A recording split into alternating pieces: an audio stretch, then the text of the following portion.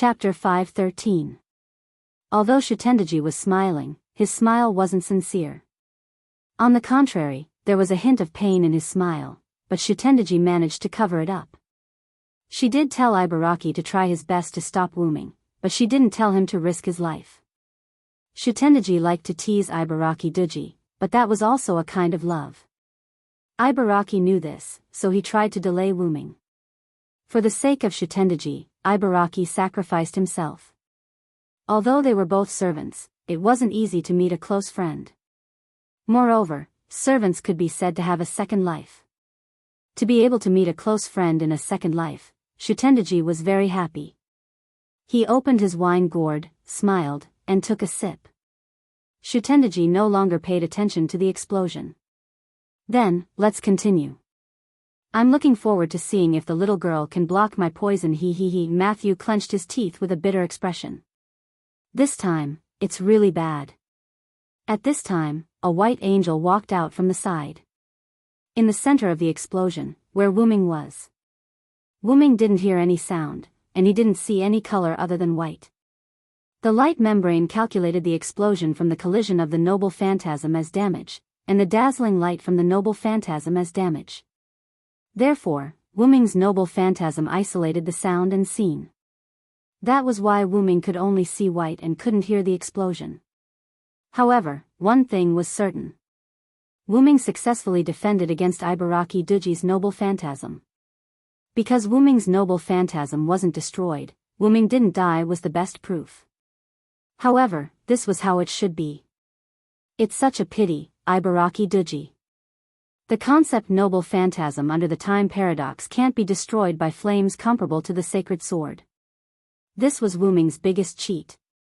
After leaving Connaught, Wooming accidentally obtained a set of worn-out armor. Because of a magic scroll, he came to Camello, and that set of armor became Wooming's armor as a Knight of the Round Table. After Wooming left, Artoria took it back and no one knew where it went. Connaught's timeline was the 5th century BC, while Camelot's timeline was the 5th century AD.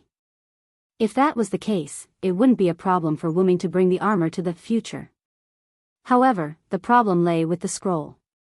The scroll that Merlin used to summon him was undoubtedly made by Wooming. He could see that, but the scroll appeared thousands of years ago without any trace. If there was no problem with it, Wooming wouldn't believe it.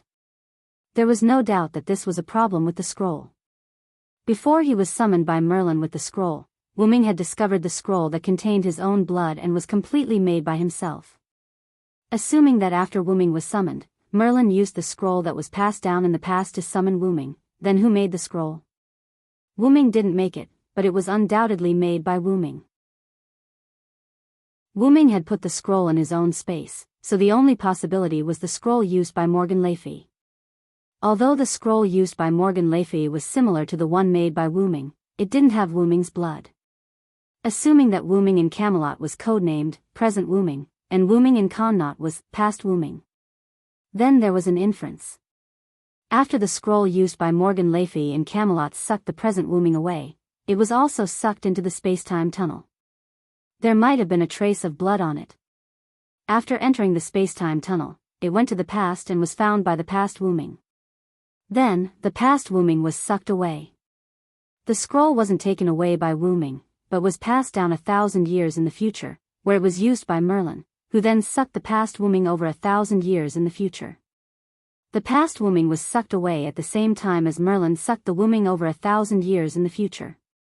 The past Wooming was sucked away and became the present Wooming. Wooming rubbed his head, feeling a headache coming on. Looks like I'll have to investigate this thoroughly after returning to the origin. It is still possible for the soundless in the Great Root to know such a thing. After all, administrators have to be good at using their authority. Wooming only used a little bit of administrator authority. Through the power of the origin and the power of the Holy Grail held by Maeve, he cheated by recreating the armor that came with the time paradox. The strength of this armor was no doubt no weaker than Avalon's. Since it was made by the origin, it must be a masterpiece. While Wooming was thinking, the relic slowly came into contact with him. Since the danger was gone, it was naturally gone. After contact, the shield formed by the armor automatically disintegrated, turning into a new set of armor and attaching itself to Wu Ming's body. This time, the armor was even holier than before, as if the effect of the true name liberation was still there. Wu Ming touched the helmet. Due to the big explosion, he knew from the central hall that the city gate was no longer poisonous. Due to the influence of Ibaraki's karmic fire and Wu Ming's holy light, as well as the storm caused by the explosion, the poison in the soil and the poison in the air were all blown away, burned, and purified. Then, Wu Ming looked at Ibaraki Dojo. At this moment, Ibaraki Dojo had completely disappeared. Only the place where Ibaraki Dojo used to be was left with a little bit of magic crystals. Regardless of whether the opponent was alive or dead, Ibaraki Dojo would not be able to survive the final blow of sacrificing his life. Shaking his head, Wu Ming stopped paying attention to this. Then, he ran straight to the city gate. After all, there were no enemies blocking the way. Wu Ming ran straight to the city gate using the shortest route between 2 points. Near the city gate, Wu Ming ran into Karna. At this moment, Suzaku Guzan, who was opposite Karna, had disappeared. This meant that Karna had defeated Suzaku Guzan. As expected of Karna. You really won. However, in response to Wu Ming's compliment, Karna shook his head. My opponent went easy on me. This was a bit strange. However, since Karna said that his opponent had gone easy on him, then he must have gone easy on him. Karna would not lie. Let's not talk about this for now. Tachika is in danger. Shutendaji is going to look for her. Then, Wu Ming and Karna went to look for Gadatsi. On the way, Karna told Wu Ming about the battle between him and Suzaku Guzan. Suzaku Guzan's exquisite noble phantasm had indeed hit Karna, but it had not seriously injured him. After that, Karna had been fighting Suzaku Guzan in close combat. This was because Karna had discovered that Suzaku Guzan's noble phantasm was based on telekinesis. Therefore, when fighting in close combat, Suzaku Guzan would definitely be wary. In the beginning, because Suzaku Guzan was fighting Karna in close combat, no matter how exquisite her control was, if Karna wanted to play tricks, it was very likely that a few katanas would rebound and hit Suzaku Guzan. This was the disadvantage of being too close to the enemy. Karna had been affected by Wu Ming and Ibaraki Doji's explosion, so he felt that he should end the battle quickly. Then, after releasing the noble phantasm, Suzaku Guzan symbolically dodged and was hit. There was no doubt that Suzaku Guzan had gone easy on him. Although he did not know why Suzaku Guzan had gone easy on him, the outcome was good. Shutendaji was the only one missing. Then, when Wu Ming and Karna found Gadatsi and Matthew, they found that Nightingale had appeared beside them at some point. Shutendaji, on the other hand, was drinking wine with a smile on his face. However, no matter how one looked at him, Shutendaji looked quite depressed. Chapter 5:14. When he saw that Gadatsi was fine, Wu Ming was relieved. It was obvious that Shutendaji didn't attack Gadatsi because of Nightingale, who appeared out of nowhere. I've failed completely this time. I don't have a good relationship with this lady. Shutendaji seemed to have given up and said to Wu Ming. Although Wu Ming didn't understand Nightingale's ability, seeing that she was a nurse, he guessed that her noble phantasm should be something like healing or purification. And from Shutendaji's current expression, it could be seen that Nightingale's ability completely restrained her. That's true, Shutendaji. Wu Ming was no longer anxious because there were only 2 servants left in the Nippon faction, and Tamamonome seemed to be on Wu Ming's side. In fact, Wu Ming's guess was correct. When Shutendaji used poison to attack Gadatsi and Matthew, Nightingale calmly walked out of the forest and released her noble phantasm. As a result, Shutendaji's poison was completely purified. At this moment, the wine that Shutendaji drank was poison-free. I have to say, Shutendaji is really unlucky when it comes to luck. Even Gadatsi couldn't help but ridicule. According to Gadatsi's judgment, Shutendaji spent a lot of effort to get out of Denver and attack her, the last master. But in the end, at the final moment, a servant that completely countered Shutendaji appeared out of nowhere. Just how unlucky was Seiji to meet such a servant? After all, Nightingale left in the middle of the night chasing after Achilles, who knew that he would meet her here. Well, actually, I've always been unlucky. Looking at the confident Shitendaji, Wuming subconsciously felt that something was wrong. Wuming knew just how dangerous Shitendaji was, so he chose to immediately attack Shitendaji. The holy spear pierced towards Shitendaji, but Shitendaji didn't try to defend or dodge. I remember that you are looking for the Holy Grail. Unfortunately, the Holy Grail is no longer in my hands. The holy spear stopped right before Shitendaji's neck. This is the second time we've met, Shitendaji, although I'm not sure if you still remember me. Although Wuming spoke to Shitendaji, he still kept the holy spear at Shitendaji's neck. Of course I remember. I clearly remember that you chopped off my head, Shitendaji said in a satisfied tone, not at all like he was being held captive.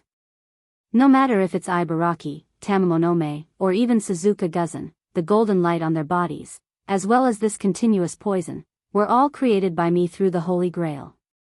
Shitendaji said everything without hesitation. However, I didn't bring the Holy Grail with me. Shitendaji smiled. Then, if Shitendaji didn't bring the Holy Grail with him, where did he put it? The central hall had been infiltrated by his mental power, but there was no trace of the Holy Grail. Suzuka Guzan and Ibaraki Doji had already left. Could it be Tamamonome?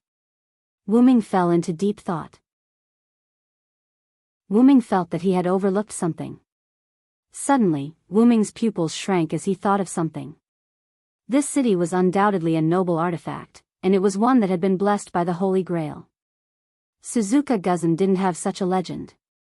Although Ibaraki Doji and Shitendaji had said that they had built a city in the mountains, this city wasn't suitable for ghosts. As for Tamamonome, she didn't have any legends of a city. In that case, there must be a hidden follower, and this city must belong to that follower. Shitendaji seemed to have seen through Wuming's thoughts and smiled. That's right, I gave the Holy Grail to the owner of this city after all. I didn't plan to go back, Shitendaji smiled. However, this smile was quite familiar to Wuming. It was the same smile that Shitendaji had before he left in the Winterwood City. Pucci, Wuming stabbed his spear into Shitendaji's neck, but Shitendaji smiled.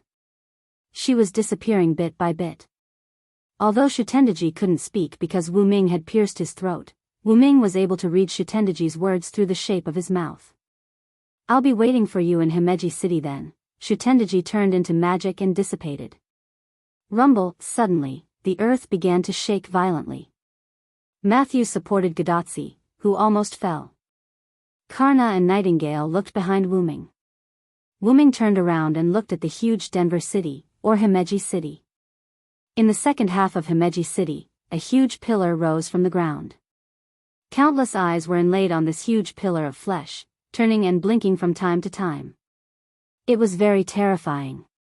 That's a demon god pillar? Gadatsi cried out in surprise. After all, Gadatsi had already experienced 4 singularities and encountered many demon god pillars, so she naturally recognized it. Nightingale and Karna were also shocked. After all, the aura emitted by the huge pillar of flesh in the distance was a bit terrifying.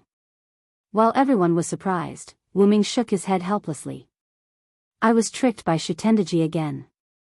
Shitendaji set up Poison City and sent Ibaraki Doji, Lulu Guzan, and Tamamonome to intercept Wuming. It seemed that they were going to attack Gadatsi, and Wuming would quickly return to protect Gadatsi. But in fact, they were misled. With this plan, Wuming and others were transferred away, giving the servant at the back of Himeji City an opportunity to summon the demon god pillar.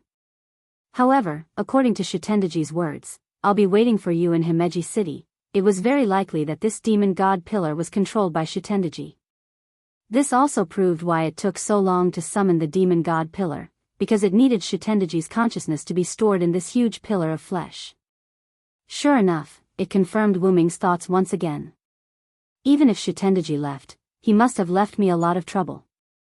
Karna, you stay with Matthew and Nightingale to protect Tachika. I'll go meet that guy.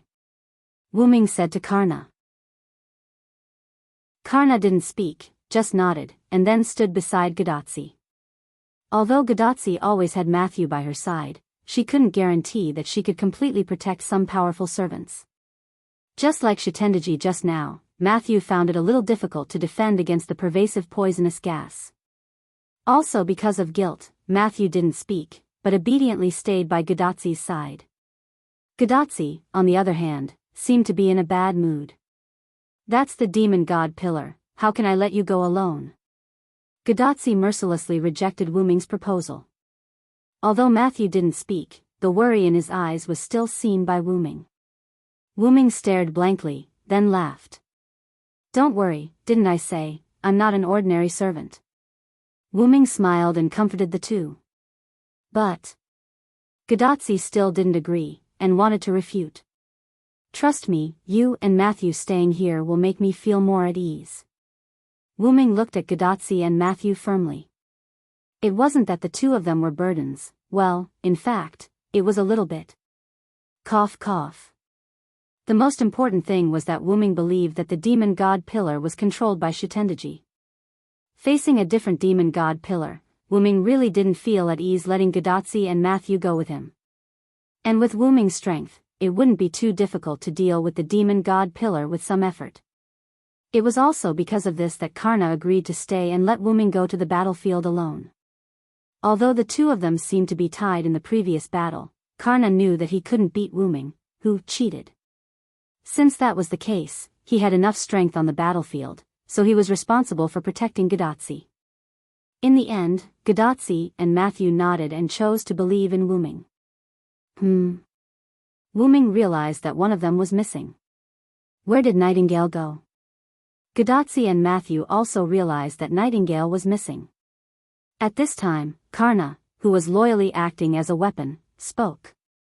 "As for the nurse, she ran toward the demon god pillar while you were talking."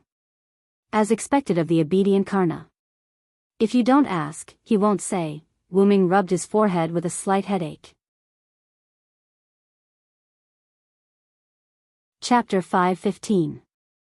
At the back of Ji-Lu City, the huge tentacle-like demon god pillars were wriggling about. The eyes on the demon god pillars would turn from time to time, blinking, looking particularly terrifying. A strange sound came from the demon god pillar. It was a sound that humans and even servants could not make. This was the unique cry of the demon god pillars. Along with the demon god pillar's cry, dense purple fog was emitted from the demon god pillar's eyes. The purple mist didn't move fast, but it was very powerful. The first half of the Holy Grail enhanced version of Ji-Lu City was basically destroyed by Wu Ming and Ibaraki's noble artifacts. However, the second half of Ji-Lu City was still intact because of Wu Ming's noble artifacts. When the purple fog emitted by the demon god pillars came in contact with the palaces and pavilions of Ji-Lu City, the moment it came in contact with them, those palaces and pavilions were immediately corroded.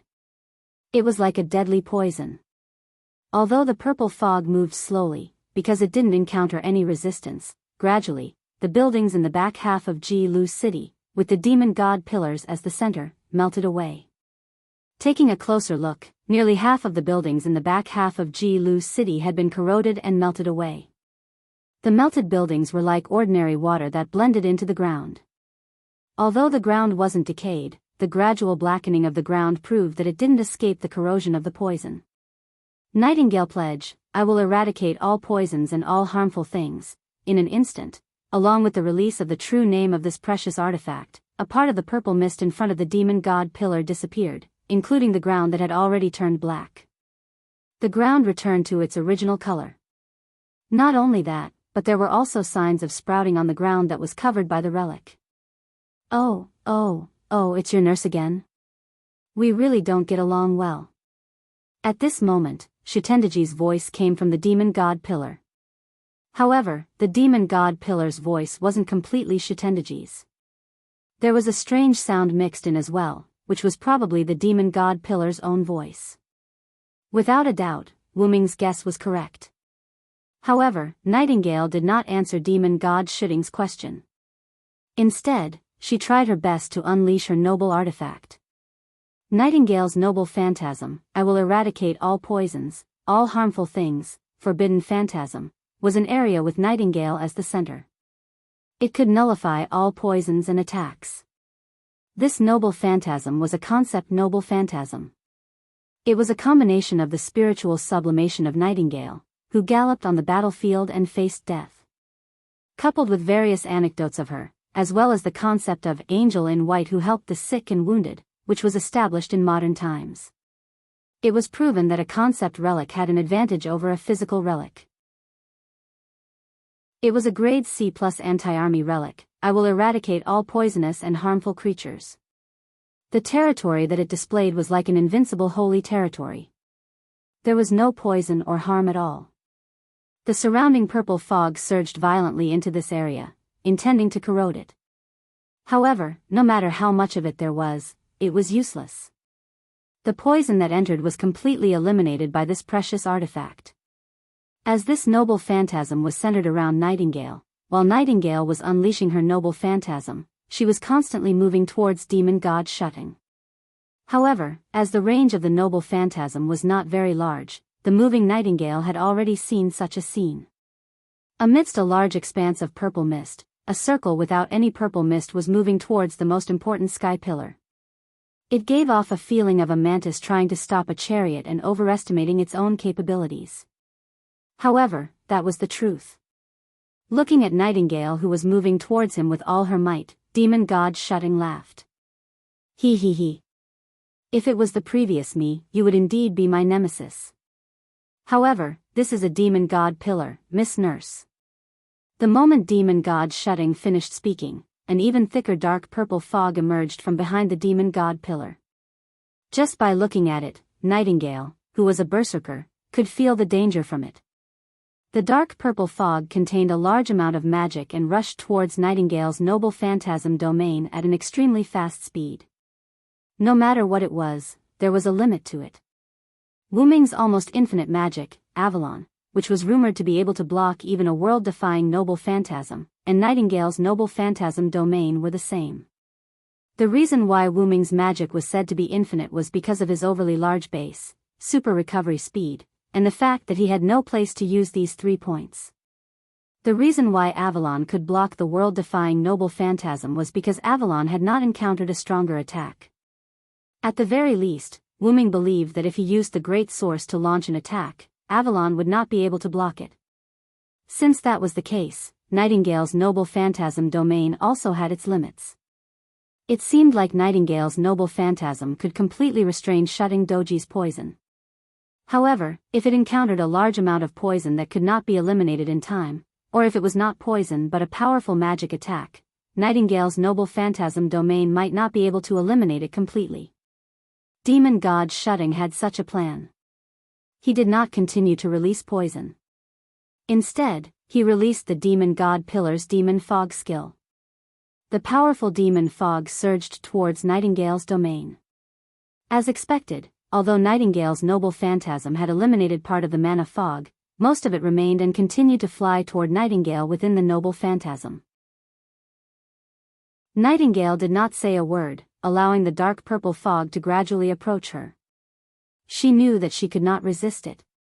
Mystery would be ineffective in front of a higher level of mystery. This was probably the theory behind it. Nightingale was considered a modern person. In terms of mystery, she was much weaker than the demon god pillar. Moreover, Nightingale's noble phantasm was only a grade C noble phantasm. It was impossible for it to eliminate any damage. In this case, Nightingale, who did not have any other powerful abilities, might be defeated this time due to Berserker's impulsiveness. However, she did not regret it. If she wanted Berserker to regret it, she might have to wait until her next life. Of course, if Nightingale was alone, she would definitely be defeated here. However, there was no doubt that Nightingale was not alone. Whoosh, accompanied by the sound of chains, Nightingale was tied up by a silver-white chain and was pulled out of the attack range of the dark purple fog. Oh, you're not satisfied with the speed? Demon god Shutting spoke again. After all, no matter if it's Shitendaji or the demon god pillar, they're all my enemies, Wu Ming replied demon god Shutting calmly as he kept the pseudo-heavenly lock back into the golden ripple. As Nightingale's noble phantasm was still activated, although the poisonous fog had spread over, it did not corrode Wu-ming. Then play with me for a while. My new enemy. Looking at the dark purple fog that was controlled by demon god Shutting, Wu-ming began to recall what Tamamonome had said. Chapter 5:16. Wu-ming was on his way to demon god Shutting. When Wu-ming passed by the central Great Hall, he discovered that Tamamonome was still sitting on the platform in front of the hall, not moving at all. And at this moment, the omnipresent poison gas was emitted from the central Great Hall, about to reach Tamamonome. Even people who didn't know what the mist was would feel danger, let alone Wu-ming who knew what the purple mist was. Wu-ming extended his hand and golden ripples appeared. The pseudo-heaven lock appeared from the ripples and in an instant, the pseudo-heaven lock wrapped around Tamamonome. Immediately afterwards, Wu-ming waved his hand and the chains pulled Tamamonome over. Tamamonome didn't resist and let Wu-ming pull her over with the chains. Catching Tamamonome and retrieving the chains, Wu-ming asked subconsciously, "Why are you still here? The demon god pillar's attack is already here." The reason why Wu-ming asked this was because even if Tamamonome had the immunity granted by the Holy Grail, even if she could defend against the demon god pillar's poison, the demon god pillar still had other attacks. Since the poison gas could reach here, the demon god pillar's other attacks would naturally be able to as well.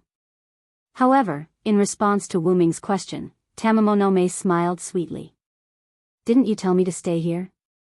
"This is your promise." Tamamonome winked at Wu-ming like a mischievous child. With Tamamonome's words, Wu-ming felt rather awkward. Actually, Wu-ming didn't care about his words at all. Seeing that Tamamonome had told him the truth, Wu-ming only warned Tamamonome not to play any tricks behind his back. Wu-ming only used the words, "Stay here and don't go anywhere," to warn her. Wu-ming didn't think that Tamamonome wouldn't do anything in the face of danger. Who would have thought that Tamamonome would be so serious? Take it that I didn't say it well. However, remember this. You can go back on an unimportant agreement like this when your life is in danger. Wu-ming said very seriously. But, that was my first promise with you. I don't want to break it just like that. However, since you personally came to help me break the promise, then I'll let it go this time. Tamamonome smiled, acknowledging Wu-ming's words. Also, Lord Sarandar, how much longer are you planning to hug me? Tamamonome smiled innocently. Wu-ming's expression turned awkward, and he quickly put down Tamamonome. After using the pseudo-heaven lock to pull Tamamonome over, Wu-ming withdrew the heaven lock. Wu-ming then hugged Tamamonome like hugging a cat. Speaking of which, hugging Tamamonome was no different from hugging a cat. Cough cough, back to the main topic. Since you've kept your promise, I'll temporarily treat you as my partner. Keep walking towards the city gate and meet up with Chaldea's master. Although Wu-ming said that he would treat Tamamonome as his partner purely because of the promise, Wu-ming did not completely believe him. Who would completely believe a strange woman who was originally an enemy but suddenly said that she wanted to marry you when she saw you? Seeing that Tamamonome did not try anything funny, Wu-ming decided to temporarily let her join the party. Moreover, even if Tamamonome betrayed him, it would be fine. Karnak was there, so he was not afraid of Tamamonome betraying him. Tamamonome nodded regretfully, as if she was unhappy that she did not become his wife. However, Tamamonome seemed to have thought of something, and she nodded honestly, and then asked. "What about you, Lord Sarandar? If I'm not wrong, you're going to destroy the demon god pillars, right?" Wu-ming naturally nodded and admitted it. There was nothing to hide. Could it be that Wu-ming came here specifically to save Tamamonome? Wu-ming and Tamamonome's relationship was not that good. Regarding this, I have something to say. Tamamonome bowed to Wu-ming, as if she was really putting herself in the position of a subject. Wu-ming nodded. Since there was information, he naturally had to listen to it. After Wu-ming nodded, Tamamonome spoke. Actually, the Holy Grail was placed with Judge Ji, but I feel that this matter has nothing to do with her. It was completely planned by Shitendaji. You are indeed the concubine of justice. Wu-ming nodded. Previously, when Shitendaji had mouthed to Wu-ming to wait for you in Jiro City, Wu-Ming had more or less guessed it.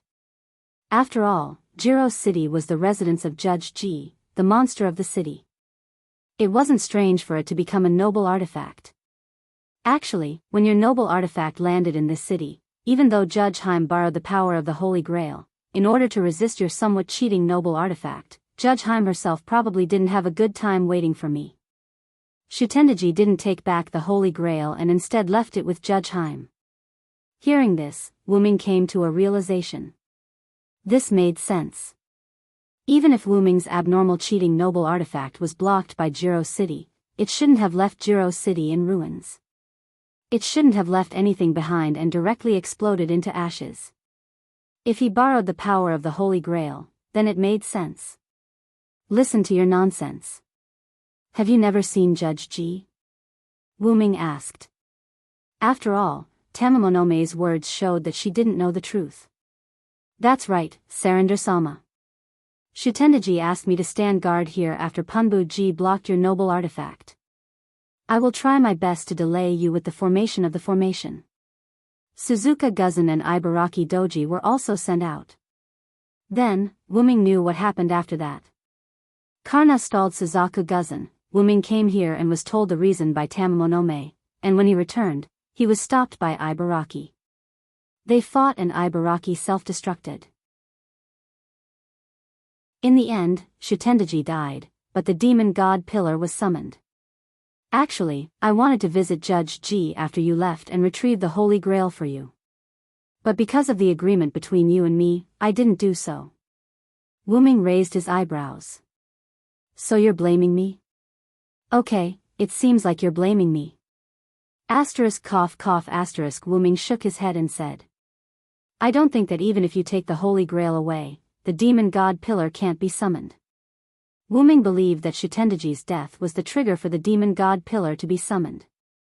It was very likely that Shitendaji had done something to the Holy Grail from the beginning, using his own life as the trigger. Once Shitendaji left, the Holy Grail would automatically activate and summon the demon god pillar with Shitendaji's consciousness. Moreover, it's hard to say if you can defeat Judge Ji. Actually, when Wu-Ming was hugging Tamamonome, Wu-Ming had already noticed that Tamamonome didn't have much fighting strength. Compared to the white-faced, golden-haired nine-tailed fox Tamamonome who was recorded as one of the three demons, the current Tamamonome was just a support fox. Although that's the case, I don't think that Judge Ji will fight back. Tamamonome smiled. This made Wu-Ming puzzled. Could it be that these two were good friends?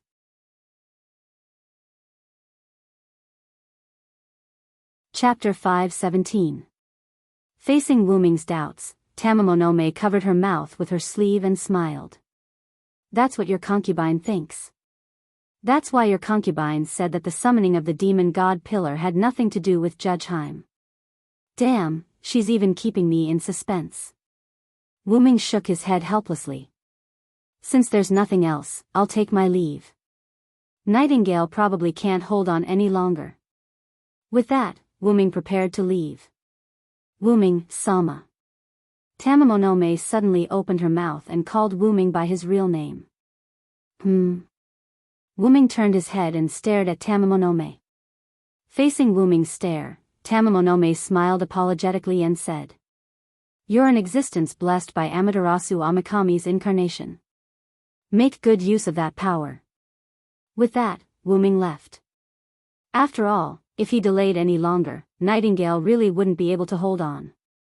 Following that, Wu-Ming recalled the scene from before. Wu-Ming used the pseudo-heaven lock to pull Nightingale back. Blessing from the sun god? Wu-Ming recalled Tamamonome's words and thought of the sun rain.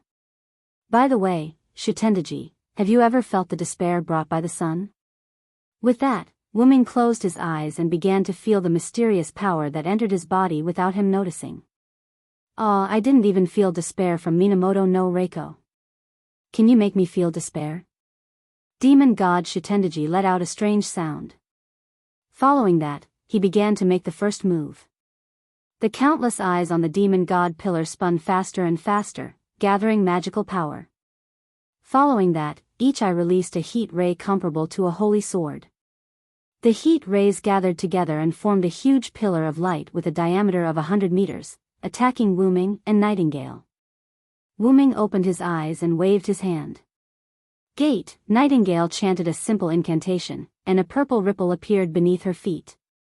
Nightingale fell down in an instant. After Wu Ming heard a scream, Nightingale was completely engulfed by the purple ripples. Arthur's gift armor. After releasing the concept relic once again, the armor on Wu Ming's body detached and formed a shield. The shield formed a light film and welcomed the heat rays that the demon god shot out. Zzz, the expected explosion did not happen. The shield's light membrane disintegrated all the heat rays from the demon god wine swallowing, turning them into pure magic power that spread out in all directions with a sizzling sound. Gate, chanting the incantation again, Wu Ming's figure behind the shield disappeared, leaving only a purple ripple. Suddenly, the demon god pillar made an incomprehensible sound. It was a scream that belonged to the demon god pillar. Behind the demon god pillar, Wu Ming was holding his holy spear. The front half of the holy spear had already pierced one of the eyes behind the demon god pillar. Although there were eyes behind the demon god pillar, because Wu Ming appeared too quickly, the demon god pillar did not react at all. As for how Wu Ming came over, the purple ripple that was slowly closing behind Wu Ming became a powerful explanation. Wu Ming could use the teleportation portal to any place he had been to and any place he could see. Wu Ming pulled the holy spear out of the demon god pillar's eye, jumped back, and left the demon god pillar's body. The moment he left, a large amount of dark purple fog appeared from the eyes of the surrounding demon god pillars. Without a doubt, if Wu Ming did not dodge, he would have been enveloped by the dark purple fog. Without the protection of his armor, Wu Ming did not dare be careless. Even if the dark purple fog did not seem like poisonous fog, who knew whether it would dissolve in an instant? Because of the damage, the demon god pillar stopped releasing heat rays. And because of this, Wu Ming's noble artifact also stopped. However, Wu Ming did not let the noble artifact recover his armor. Compared to the permanent noble artifact's armor form, the shield form after true name liberation was much more useful. However, it was unable to move in time. The demon god Jiao Tun naturally noticed that the shield did not arrive at Wu Ming's side in time. Immediately, the eyes behind the demon god pillar began to revolve violently. Along with the condensation of magic, heat rays were also released. The target was naturally Wu Ming, who was behind the demon god pillar. Gate, the shield that appeared from the purple ripple blocked the demon god pillar's attack. Although the shield itself was unable to come over in time, Wu Ming had a way to make the shield come over. The teleportation gate that Wu Ming used to teleport behind the demon god pillar was not closed. Wu Ming expanded it and opened another teleportation gate in front of him. Naturally, the shield could come over.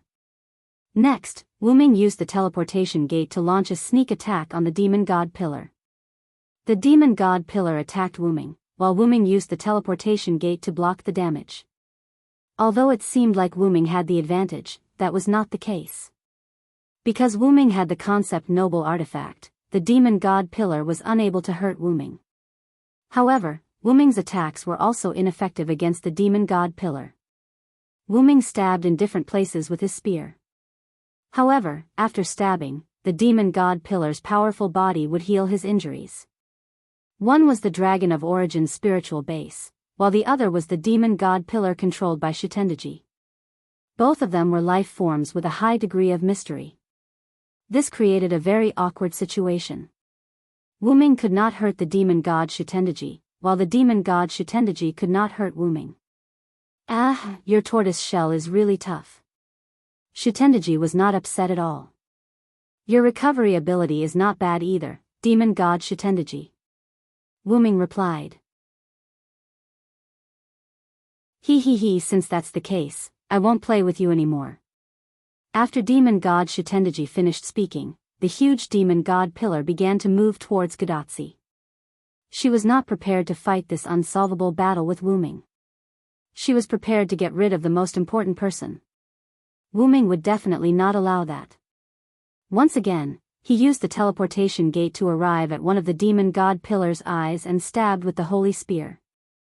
The demon god pillar was already used to having its eyes pierced, and because Shitendaji was not prepared to pay attention to Wuming, the demon god pillar did not move at all. However, Wuming smiled. Found it. Wuming said before that he wanted Shitendaji to experience the despair brought by the sun, and closed his eyes to feel the blessing of the sun rain. Naturally, he would not play such a boring game with demon god Shitendaji. The reason why Wuming kept stabbing the demon god pillar was actually to find the holy grail inside the demon god pillar. Wuming did not think that the summoned demon god pillar would put the holy grail aside and not devour it. It could be said that without the holy grail, the demon god pillar's strength would definitely decrease. However, Wuming did not want to take out or destroy the holy grail. At this moment, a large amount of black fog suddenly enveloped Wuming. This was a magic corrosive fog that was even purer than the dark purple fog from before. I already knew that you were looking for the holy grail. You should thank me, I let you find it on purpose. Shitendaji's mocking voice could be heard. After all, Shitendaji was not an idiot. He guessed what Wuming was thinking, so he set up this trap to make Wuming fall into it. Of course I knew that this was a trap. After all, if it was you, it would be impossible for me to find the holy grail, so I took the initiative to jump into this trap. Wuming's voice came from the black fog, and it was a rather spirited voice. It did not sound like it was being corroded at all. After all, only this way can I release my authority. Chapter 5:18. Although Wuming had cheated, he did not have any trump cards like the Savior Sword or the 12 clones because of Celander's spiritual base. Wuming had only created an ordinary spiritual base in the root of Genesis and sent it to this singularity. Celander's identity was created by Maeve using the Holy Grail, so Wuming did not choose to interfere. After all, being invited in and barging in were two different concepts. Moreover, even without the Savior Sword and the 12 clones, Wuming was not weak. However, although he wasn't weak, he couldn't really injure demon god Shutting without using a noble artifact. If he wanted to cripple him, he would have to use a super energy storing noble artifact again. However, Wuming did not plan to use a relic in the first place. As he had a concept relic to defend himself, the demon god pillar's attack could not hurt Wuming. It was a sad story. Therefore, Shitendaji could only use the Holy Grail to lure Wuming out from behind the tortoise shell. Wuming also needed to come into contact with the Holy Grail, so Shitendaji's actions helped Wuming. Previously, Wuming had received the sun rain from Tamamonome and received the sun god's blessing passively.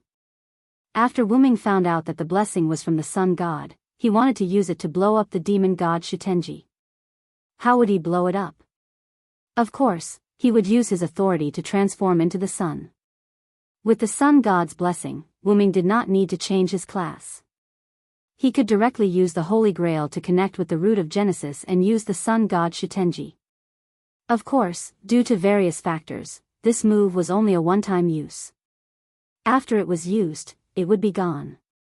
However, based on the current situation, Wuming felt that it was worth it.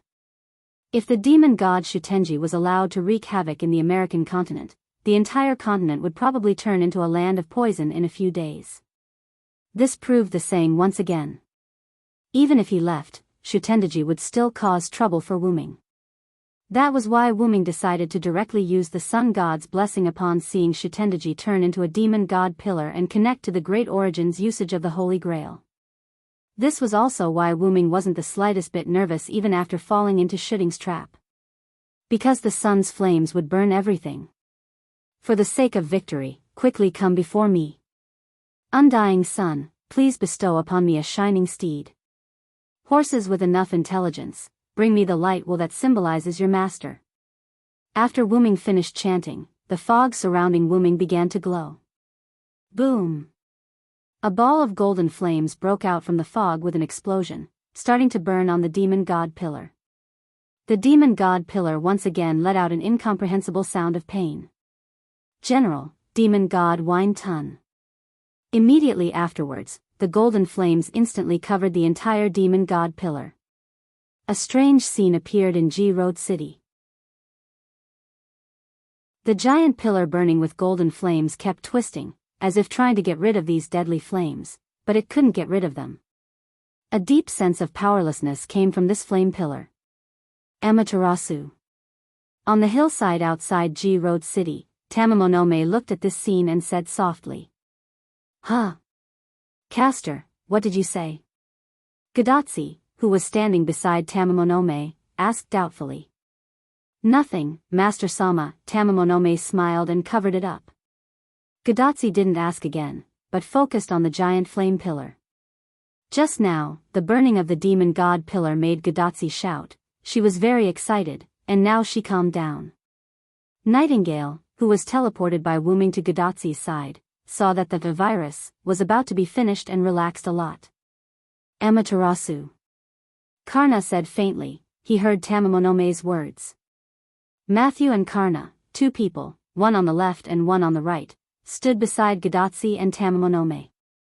The former was guarding his senior, and the latter. It seemed that because of the sun attribute, Karna had a good impression of Tamamonome. At least, he could talk to her and wouldn't ignore her. Of course, Tamamonome was also very interested in this same kind. As long as it was related to the sun, it was a good thing. Immediately afterwards, the golden flames slowly disappeared, and the huge demon god pillar disappeared along with it. There was no doubt that the demon god pillar disappeared. With Wuming's power, the sun incarnation disappeared, just like Lev in the Winterwood City. It's just that the demon god pillar, Florence, died, and there was still Lev left, but demon god Winetun died, there was nothing left. No, it should be the only thing left. Wuming looked at the original position of the demon god pillar, and thought with a strange expression. At this moment, a girl who was dressed like a Japanese princess was lying on the demon god pillar's position. Her eyes were spinning in a spiral shape. There was no doubt that this girl was unconscious, and it wasn't light. Wuming could faintly hear the unconscious girl mumbling something subconsciously. No, no more torture, no more torture, Wuming smiled, not knowing what to do. Looking at this princess girl who was no longer being tortured, she was probably talking about Tamamonome's punishment princess. It seemed that Tamamonome had been brought into the demon god pillar when it appeared. Otherwise, Wuming didn't think that Tamamonome would have been able to survive until now in the demon god pillar's attack range. I think I understand why Tamamonome said that Tamamonome wouldn't be the one who summoned the demon god pillar. Looking at Tamamonome's appearance, she had been unconscious for a long time. She had probably fainted after blocking Wuming's treasured artifact. Shutendaji placing the Holy Grail in front of the unconscious Tamamonome made sense. Shaking his head, Wuming stopped paying attention to Tamamonome and looked at his hand. Wuming held the golden Holy Grail with one hand. Sensing the magic on it, Wuming smiled. He had finally recovered a Holy Grail. Not long after, Gadatsi's group arrived. As if it was a coincidence, when Gadatsi's group arrived, Tamamonome turned into magic and left. After blocking Wuming's treasured artifact, being sucked into the demon god pillar, and being injured by Wuming's sun incarnation, it was already a miracle that she was able to last until Gadatsi's group arrived and didn't leave with the demon god pillar. Placing the Holy Grail in his golden ripples, Wuming looked at Gadatsi and sighed. Finally, the first Holy Grail has been collected.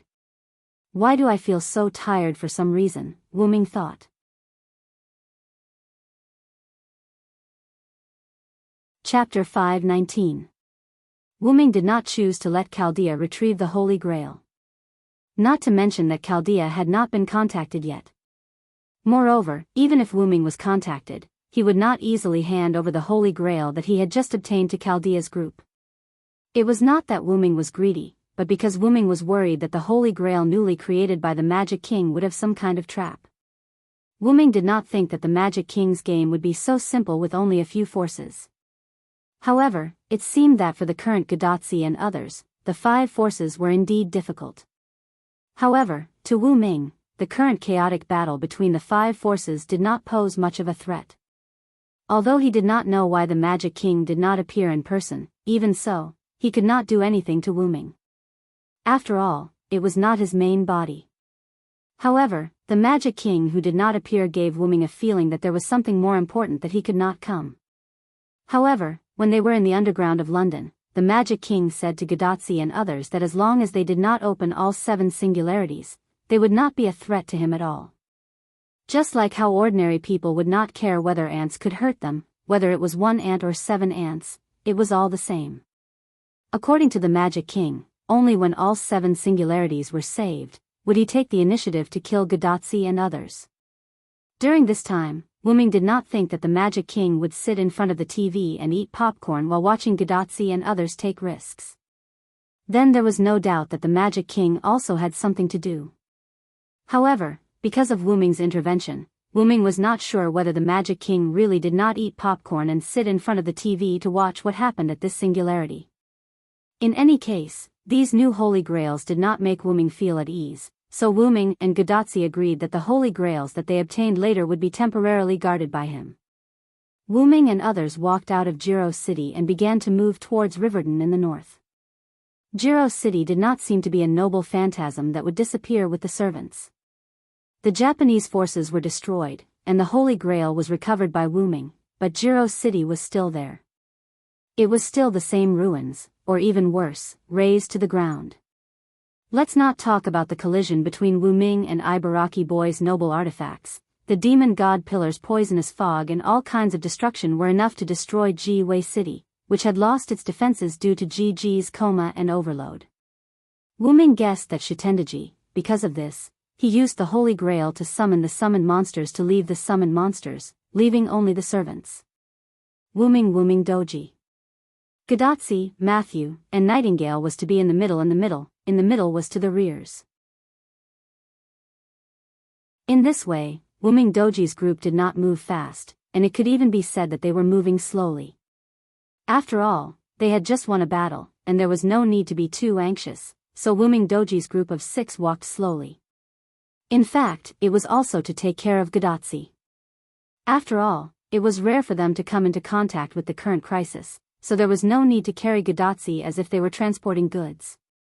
However, they could not be too careless, as the current lineup of 6 people could be seen. Wuming Doji and Karna were in front and behind, while Matthew and Nightingale were guarding Gadotsi in the middle.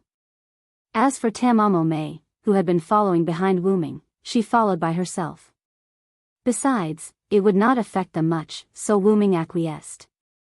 However, it seemed that it really did affect them. Along the way, Gadotsi Doji and Matthew kept looking at Wuming strangely, as if they were shy, as if they were praising him, as if they were gratified.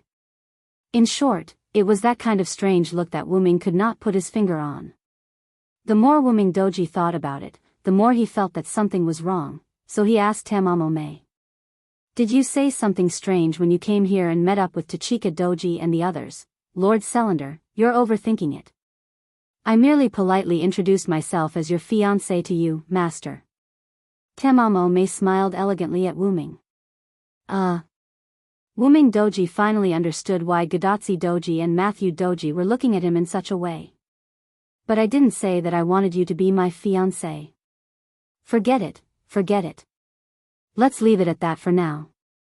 Seeing that it was because Tamamo Mei had fought the demon god Shutting, Wuming Doji decided to take a loss and leave their relationship at that for the time being. Hello.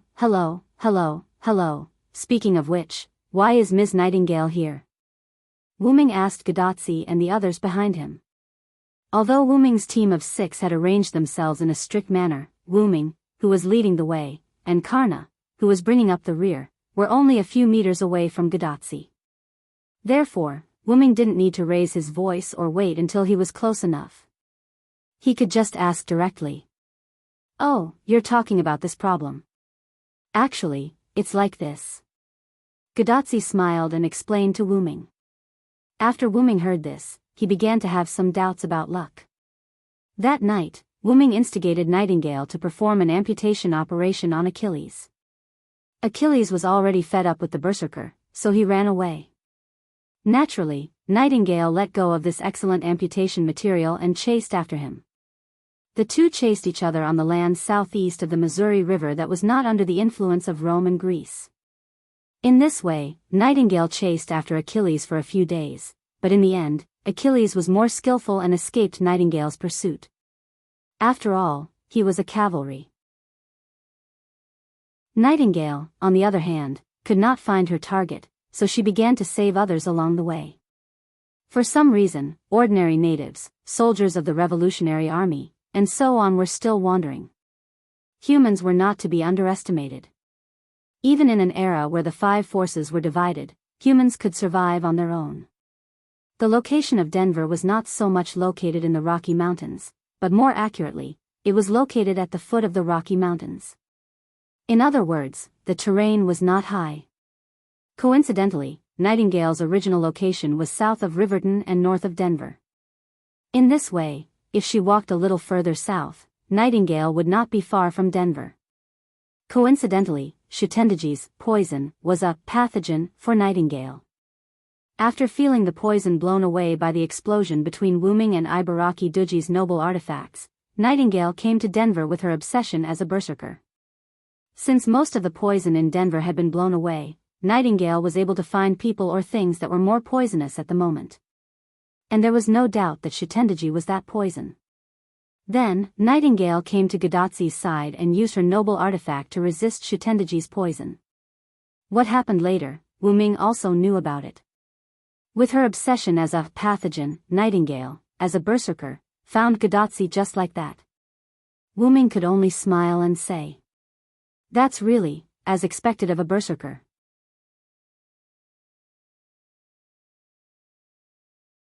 Chapter 520. Wuming's group didn't waste any more time. In just an hour, they arrived at Riverton. This included Karna from the American faction and Tamamonome from the Japanese faction. After all, the two of them were now on the same side, and Wuming didn't think it was a secret that Riverton was a gathering place for followers, so he brought them there. After returning to Riverton, Wuming briefly told Karen and Geronimo about what they had done, including how they were accidentally found by Nightingale, Karna's support, and how Tamamonome had joined Wuming. Of course, when he introduced Tamamonome, he introduced her as a partner. Although Wuming did benefit from Tamamonome, there was no such thing as giving one's body in return for a favor, let alone a man giving his body to a woman. Although Wuming was a bit thick-skinned, he wouldn't do such a shameless thing. Asterisk cough cough asterisk, let's not talk about other things, but with Karna joining us, we are already a lot stronger. After listening to Wuming's explanation, Karna nodded affirmatively. As an existence on the same level as his own disciple, Karna's strength could be said to be the best. Coupled with the memory of the Battle of the 14 Horsemen, Karna was relieved that this once troublesome enemy had become an ally. Sure enough, you also remember the Battle of the Holy Grail. Karna wasn't surprised to see that Karna knew him. Karna didn't think that he was special. Since he could remember the Battle of the 14 Horsemen, then the other followers in the Battle of the 14 Horsemen would certainly remember him. Hearing Karna's words, Karna smiled at Karna to show his friendliness. At this time, Wuming looked around and found that something was wrong. By the way, aren't there some people missing? Wuming looked at the followers in the room. It was obvious that there were some people missing. As for Elizabeth and the others, they ran into a little trouble. It's fine. Gadatzi coughed awkwardly. At this moment, Gadatzi was extremely embarrassed, and Matthew was beside her, looking like he was ready for battle. This made Wuming wonder if Gadatzi had a moral crisis just now. When Wuming told Geronimo and Sharon what happened, Gadatzi was attacked by Kyoheim. After that, Elizabeth, Robin Hood, and Billy Boy threw themselves at Gadatzi and shouted, "Lady Ingen! Lady Ingen!" Kyoheim was taken away, and the scene of Gadatzi being tightly protected by Matthew appeared. As if he had thought of something, Wuming no longer asked about it. Then, he asked about another person. What about Rama? He won't find trouble with Greece. Other than Elizabeth and a few other servants in the team, Wuming found it strange that Romo, the wounded, was not here. After a few days of rest, it was reasonable to say that Rama had almost recovered. Because of this, Rama should be here in such a situation. The only reason why Rama wasn't here was that he had gone to Greece to save his wife. That's right. Although Rama belongs to the ranks of the lone followers, the king is proud and arrogant. From the beginning, he had been searching for Ceto alone and did not accept our help. If it weren't for your serious injuries, we wouldn't have met again, Karen explained. And through this lesson, the king has also thought it through. He is no longer alone and has decided to join us, Geronimo added. And then he went alone again? Wu Ming wondered. Wasn't it obvious? Although he decided to go with everyone, in the end, he still went to Greece alone. However, Sharon shook his head. This time, he was not alone. Achilles went with him. In other words, after Achilles got rid of Nightingale, he returned to Riverton. Then, under Rama's strong desire, he listened to his teacher and accompanied Rama to Greece. Spartacus also went with them. Geronimo added and smiled. Wu Ming instantly understood Geronimo's smile and felt a little embarrassed. If Geronimo hadn't mentioned it, Wu Ming would have forgotten about him. Back then, he had used the pseudo-heavenly lock to tie Spartacus up and threw him into the woods. It seemed that Spartacus was finally found by Sharon and the others. As for Wu Ming's pseudo-heavenly lock, it was estimated that its magic power had been exhausted and broken. After all, it had been used for a long time. Without Wu Ming's magic power to replenish it, it was normal for it to break. Anyway, Wu Ming did not feel bad about it. After all, he still had a few pseudo-heavenly locks in his spatial relics. Let's not talk about Spartacus for now. If Achilles went with them, I'm relieved. Wu Ming was relieved. He did not want Rama to be killed again. Although Achilles was easily tied up by Wu Ming's trick, as a demigod hero, Achilles was not to be underestimated. Not only did he have an almost invincible defense like Karna, but he also had many relics. For example, Achilles' shield alone was enough to block the most powerful relics of Karna and Wu Ming, which were comparable to natural disasters. Of course, although it would break after blocking for a while, it was enough for a battle that could end in a few seconds. Since Rama and the others have gone to Greece, let's work on both sides. Whether it was Sharon, Geronimo, Nightingale, or Karna and Tamamonome, they all understood what Wu Ming meant. Are we going to have a final battle? Gadotsi also understood what Wu Ming meant. She was shocked. That's right.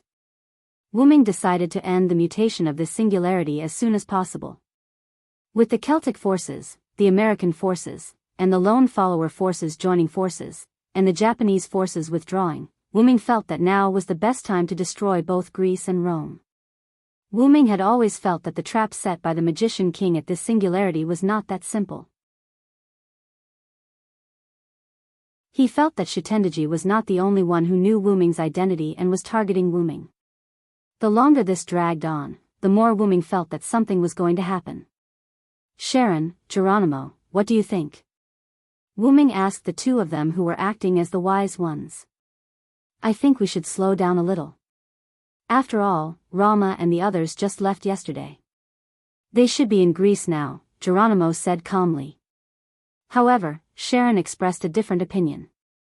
I agree with Salander, but I suggest we only attack one of the forces for now.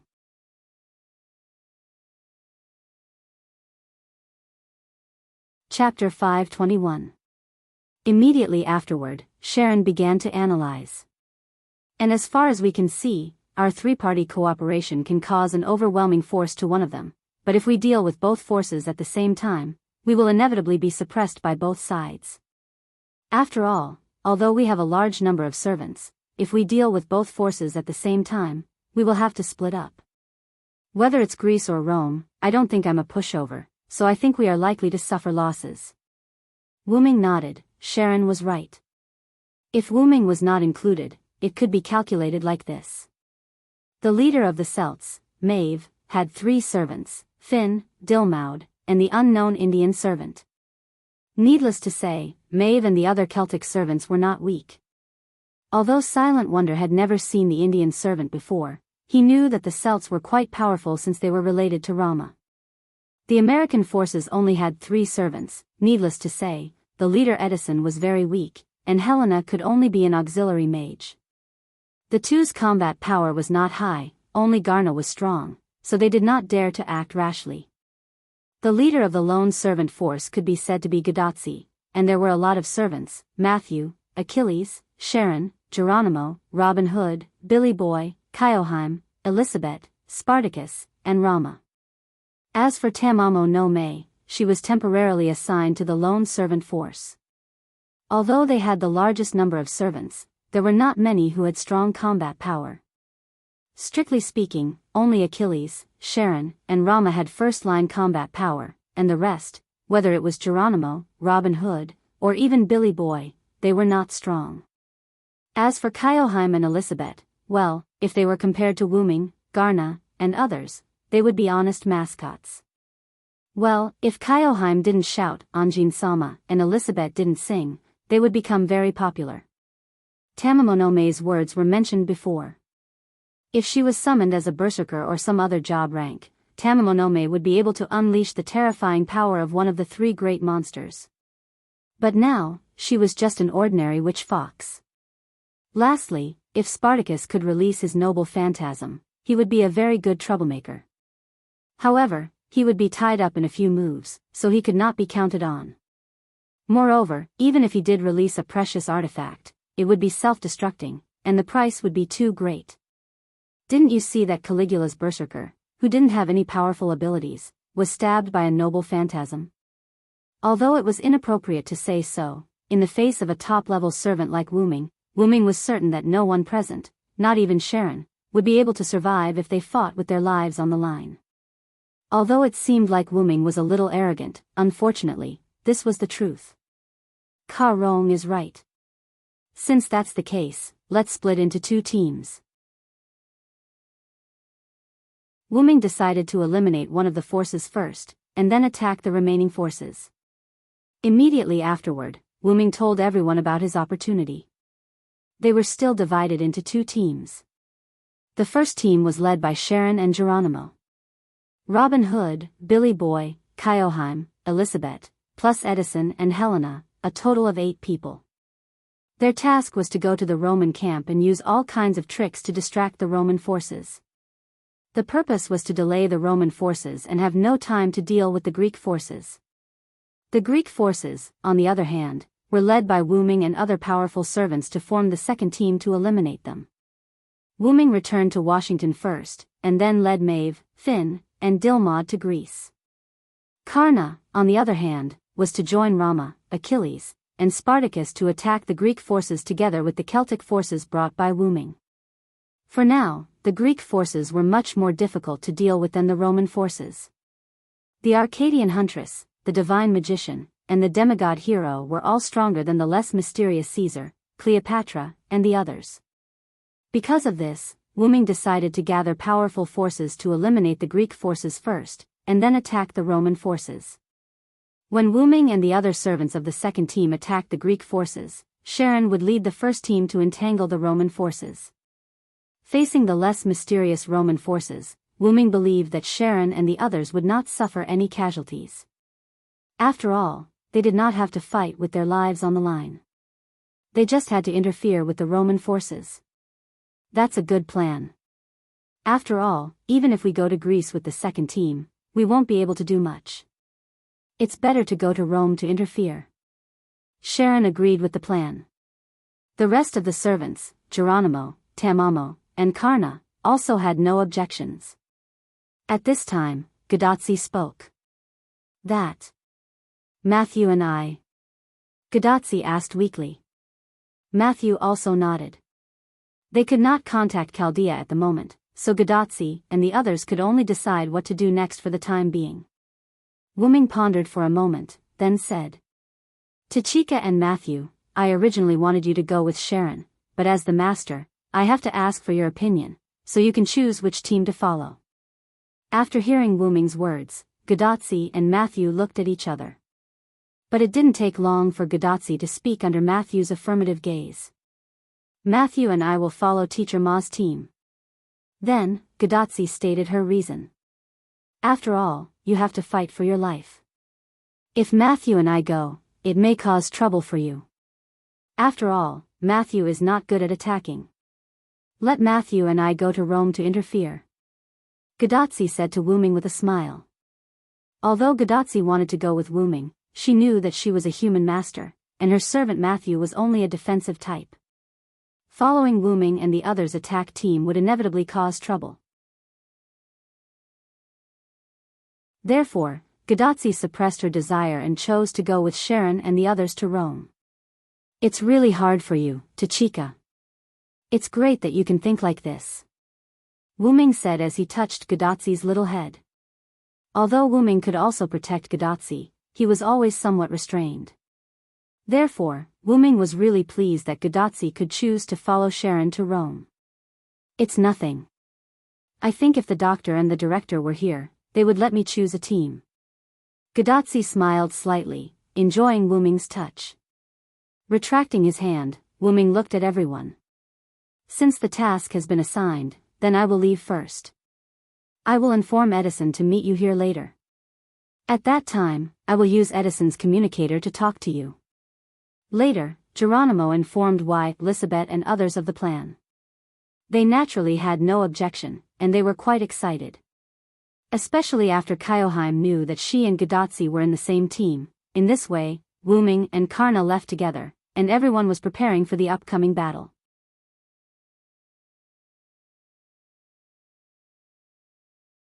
Chapter 522. Wu Ming and Karna left Riverton, but they were not going in the same direction. Karna was heading to the Great Lakes, which was the territory of the Greek forces, to look for Rama and the others. Achilles, Rama, and Spartacus set off during the day. According to Wu Ming's speculation, even if they were there, it was unlikely that they would rush into the Greek followers recklessly. Maybe they were just observing. After all, after this crisis, Rama also found the problem. Recklessness would not only fail to save his wife, but it would also put him in danger. After all, he was a king. Even if he was more impulsive when he was young, Rama was not ignorant.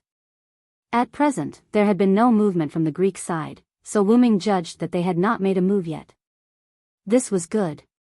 Karna could meet up with them first, then lurk and wait for reinforcements. As for Karna's identity, Wu Ming gave him a runestone, which contained a video recorded by Wu Ming, which was enough to prove Karna's identity. Besides, Achilles had also teamed up with Karna before, when they were 14 knights, so he knew that Karna would not lie. Therefore, Wu Ming was not worried about Karna's identity. In this way, Karna headed toward the northeast. Wu Ming, on the other hand, went south, preparing to use his assassin behavior to pass through the gap between Greece and Rome and return to Celtic. Coincidentally, although it was daytime when Wu Ming and the others attacked Jiro's city, it was almost dark when they arrived at Riverton. The night was suitable for Wu Ming to sneak away. However, Wu Ming thought about it carefully and laughed. Not to mention that it would take too long to carefully rush back. Wu Ming had a portal. Wu Ming had to rely on himself before because he had never been to those places. Now that he needed to rush back home, wouldn't that be putting the cart before the horse? Therefore, Wu Ming directly opened the portal and went to Washington. In the president's office in Washington, a black-purple spatial ripple appeared in front of the desk. Then, Wu Ming walked out of the portal. You're back. Wu Ming let out a long sigh of relief, giving off the feeling of a wanderer returning home. However, Wu Ming chuckled self-deprecatingly. The feeling of home could only be felt in the root. After that, Wu Ming looked around the empty office. The office gave Wu Ming the feeling that no one had come here after he left. The books on the table were still the same as when Wu Ming left. Xiao Sai, you're back. At this moment, the door to the office suddenly opened. The person who called Wu Ming Little Sai was undoubtedly Maeve. Then, Maeve threw herself into Wu Ming's arms. I'm sorry, Maeve. I was delayed by something and came back late. Silent Wonder smiled at Maeve. His smile naturally contained an apologetic tone. However, Maeve didn't care. After shaking her head, she broke away from Wu Ming's embrace. Then, Maeve hugged one of Wu Ming's arms and said with a smile. It's good that you're back. If there were outsiders here, they would probably be scared to death by Maeve's behavior. Therefore, the cold, arrogant queen who didn't treat men as humans had become so gentle. She was many times gentler than before Wu Ming left. Even Wu Ming was shocked. Was it because they hadn't seen each other for a long time that led to the release of mental stress? Ahem. In layman's terms, absence makes the heart grow fonder. Wu Ming sat on the president's chair without the slightest bit of guilt. The poor president had already died. Wu Ming hugged Maeve, who was sitting on his lap, and began to tell her about his experience. Maeve, on the other hand, was listening attentively, her big eyes sparkling. In other words, as long as we join forces with the American forces and followers to eradicate Greece and Rome, we will win. Maeve smiled sweetly. Wu Ming nodded. Then he asked Maeve a little strangely.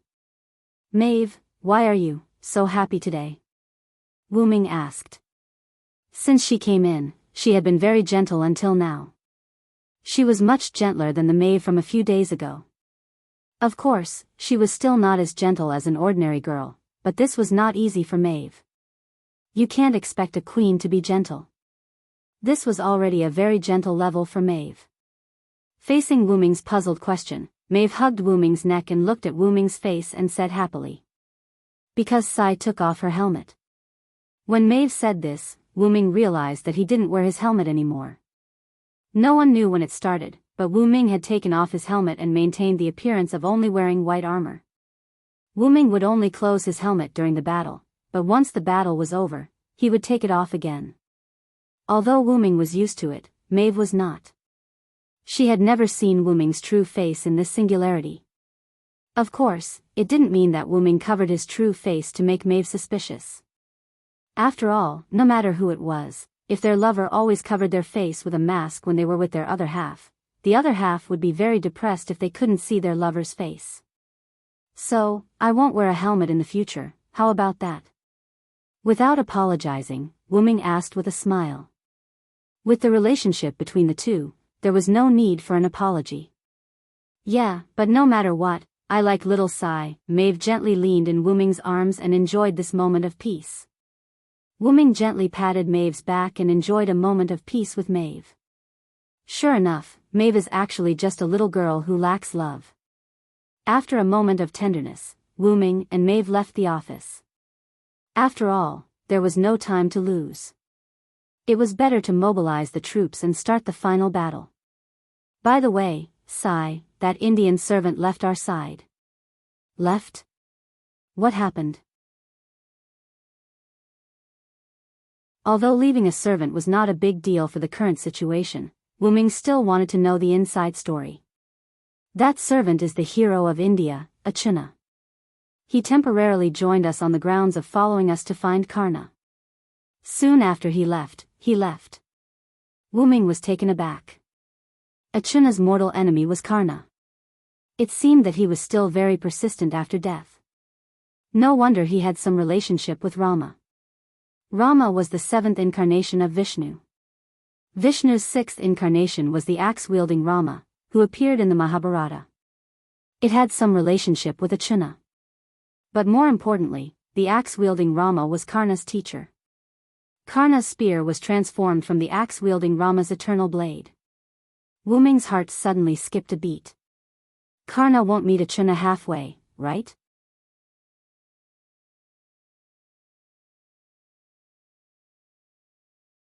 Chapter 523. Maeve, gather Finn and the others and head to Chicago. I'll go check on Riverton. I have a feeling that Ajo and Karna have met. When it came to serious matters, Maeve was not ambiguous at all and immediately nodded. Wu Ming opened a portal and walked in. After Maeve saw Wu Ming leave, she reverted from a pretty girl to an incomparably domineering queen. She then gave an order to the Wu Ming guards outside. All troops, head to Chicago. Outside Riverton town, a dark purple teleportation gate appeared.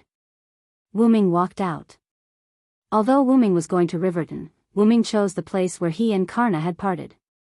Wu Ming looked in the direction Karna had left.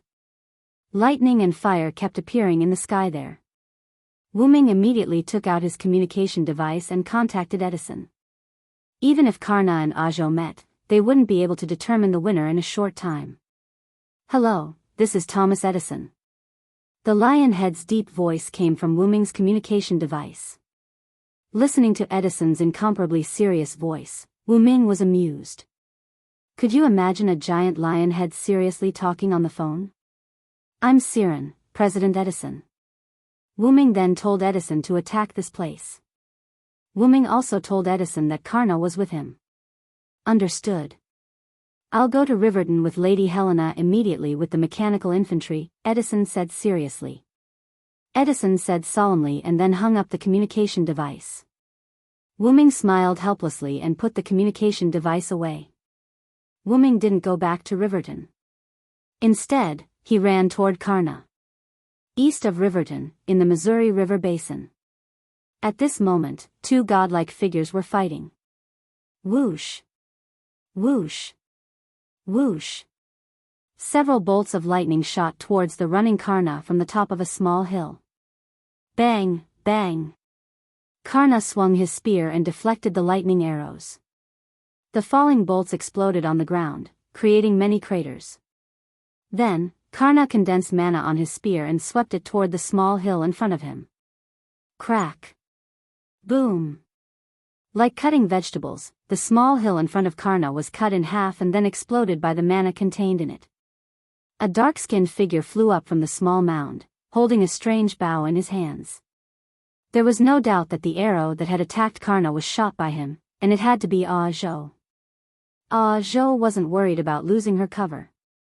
In the air, Zhou stood upside down and raised her bow. Karna shot a few more arrows. 5 lightning bolts attracted each other and shot toward Karna in the shape of a pentagram. This time, Karna didn't use his gun to knock away the arrows. Instead, he jumped at the moment the pentagon-shaped arrows were shot at him. Boom! The bolts landed on the ground, and the ground exploded. The strong wind blew Karna's white hair. Karna stood up and looked at Ah Zhou, who had landed on the ground. While Karna was dodging the pentagram arrow, Zhou took advantage of the opportunity to flip over and adjust his position before landing steadily on the ground. Karna and Ah Zhou stood opposite each other in the distance, giving off the feeling that they were about to negotiate. But unfortunately, neither Arzu nor Karna had the intention to speak. Ah Zhou raised his bow and shot at Karna crazily with mana bolts. Karna, on the other hand, sprinted toward Ah Zhou, swinging the indestructible blade in his hand to deflect the arrows. From the moment they met, they hadn't said a word and had been fighting the entire time. The surroundings were full of holes from their battle. It was like a natural disaster. That was what Wu Ming thought when he arrived. Seeing the two fighting again, Wu Ming sighed. That black guy is Ah Zhou? Wu Ming asked in surprise. Ah Zhou seemed to have heard him and glanced at Wu Ming. However, compared to Wu Ming, Karna seemed to be more attractive to him. Wu Ming smiled awkwardly. After all, he was caught talking bad about Ah Zhou. However, Wu Ming didn't expect Ah Zhou to be a black guy. Wu Ming didn't try to hide his presence. Therefore, not only Ah Zhou, but Karna also noticed Wu Ming when Wu Ming arrived. However, because he was fighting with Ah Zhou, Karna didn't greet Wu Ming. Both of them didn't care about the others around them and only cared about each other. While they were fighting, Wu Ming shook his head and got rid of the thought that Ah Zhou was a black guy. Then, Wu Ming stretched out his hand and a holy light spear appeared.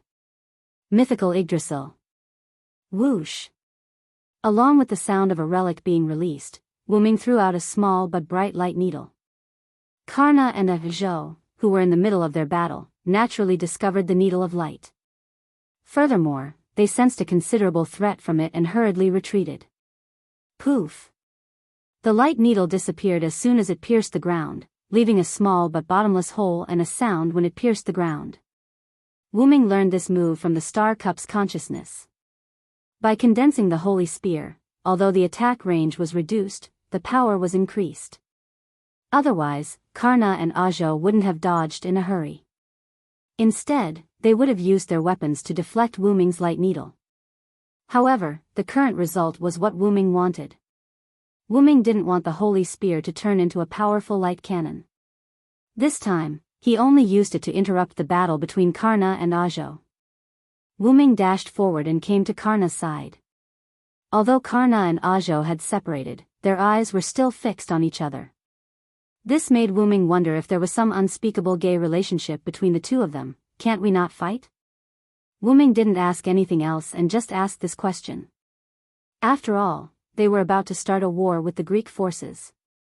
It would be difficult for them to lose a top fighter like Karna. I'm afraid not. Ajo and I are mortal enemies. I don't want to fight, but it seems that Ajo wants to defeat me.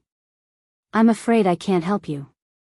After hearing Karna's words, Wu Ming looked at Ajo. Wu Ming saw that Ajo's eyes were filled with strong fighting spirit and an incomparably persistent desire. It was obvious that he wouldn't let Karna go. There were only two ways to deal with Ajo. The first was to let Karna and Ajo fight. After all, if Wu Ming forcibly took Karna away, Ajo would definitely chase after him.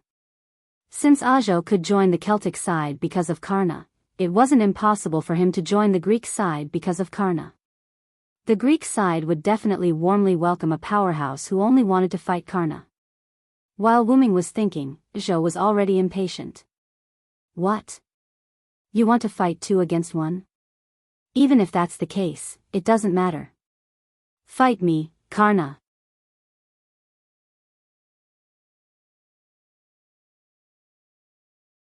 Chapter 524. After Ajo finished speaking, she released her magic in a very imposing manner, causing the surrounding ground to crack. At this moment, Wu Ming finally had a chance to size up Ajona. Although his skin was dark, it revealed an incomparably healthy luster. Dressed in blue and white Indian Brahmin aristocratic clothes, this dark young man was full of character. Plus, he had a cold expression on his face. Wu Ming believed that ordinary girls in the modern world would definitely be smitten by Ajona. Wu Ming looked at Karna as if he had suddenly realized something. Was it because Karna was fairer than Ajona that Ajona was so stubborn about fighting him? I feel like you're thinking about something very rude, Karna said indifferently without even looking at Wu Ming. You're overthinking it, Wu Ming replied awkwardly. Of course he was joking. Wu Ming could understand why Ajona was pestering Karna. They were evenly matched, but because the opponent was in a difficult situation, Ajona, who had once sworn that he would not attack the opponent when the opponent was in a difficult situation, made his move. Even though Ajona's guidance was involved, in the end, Ajona still shot the arrow himself.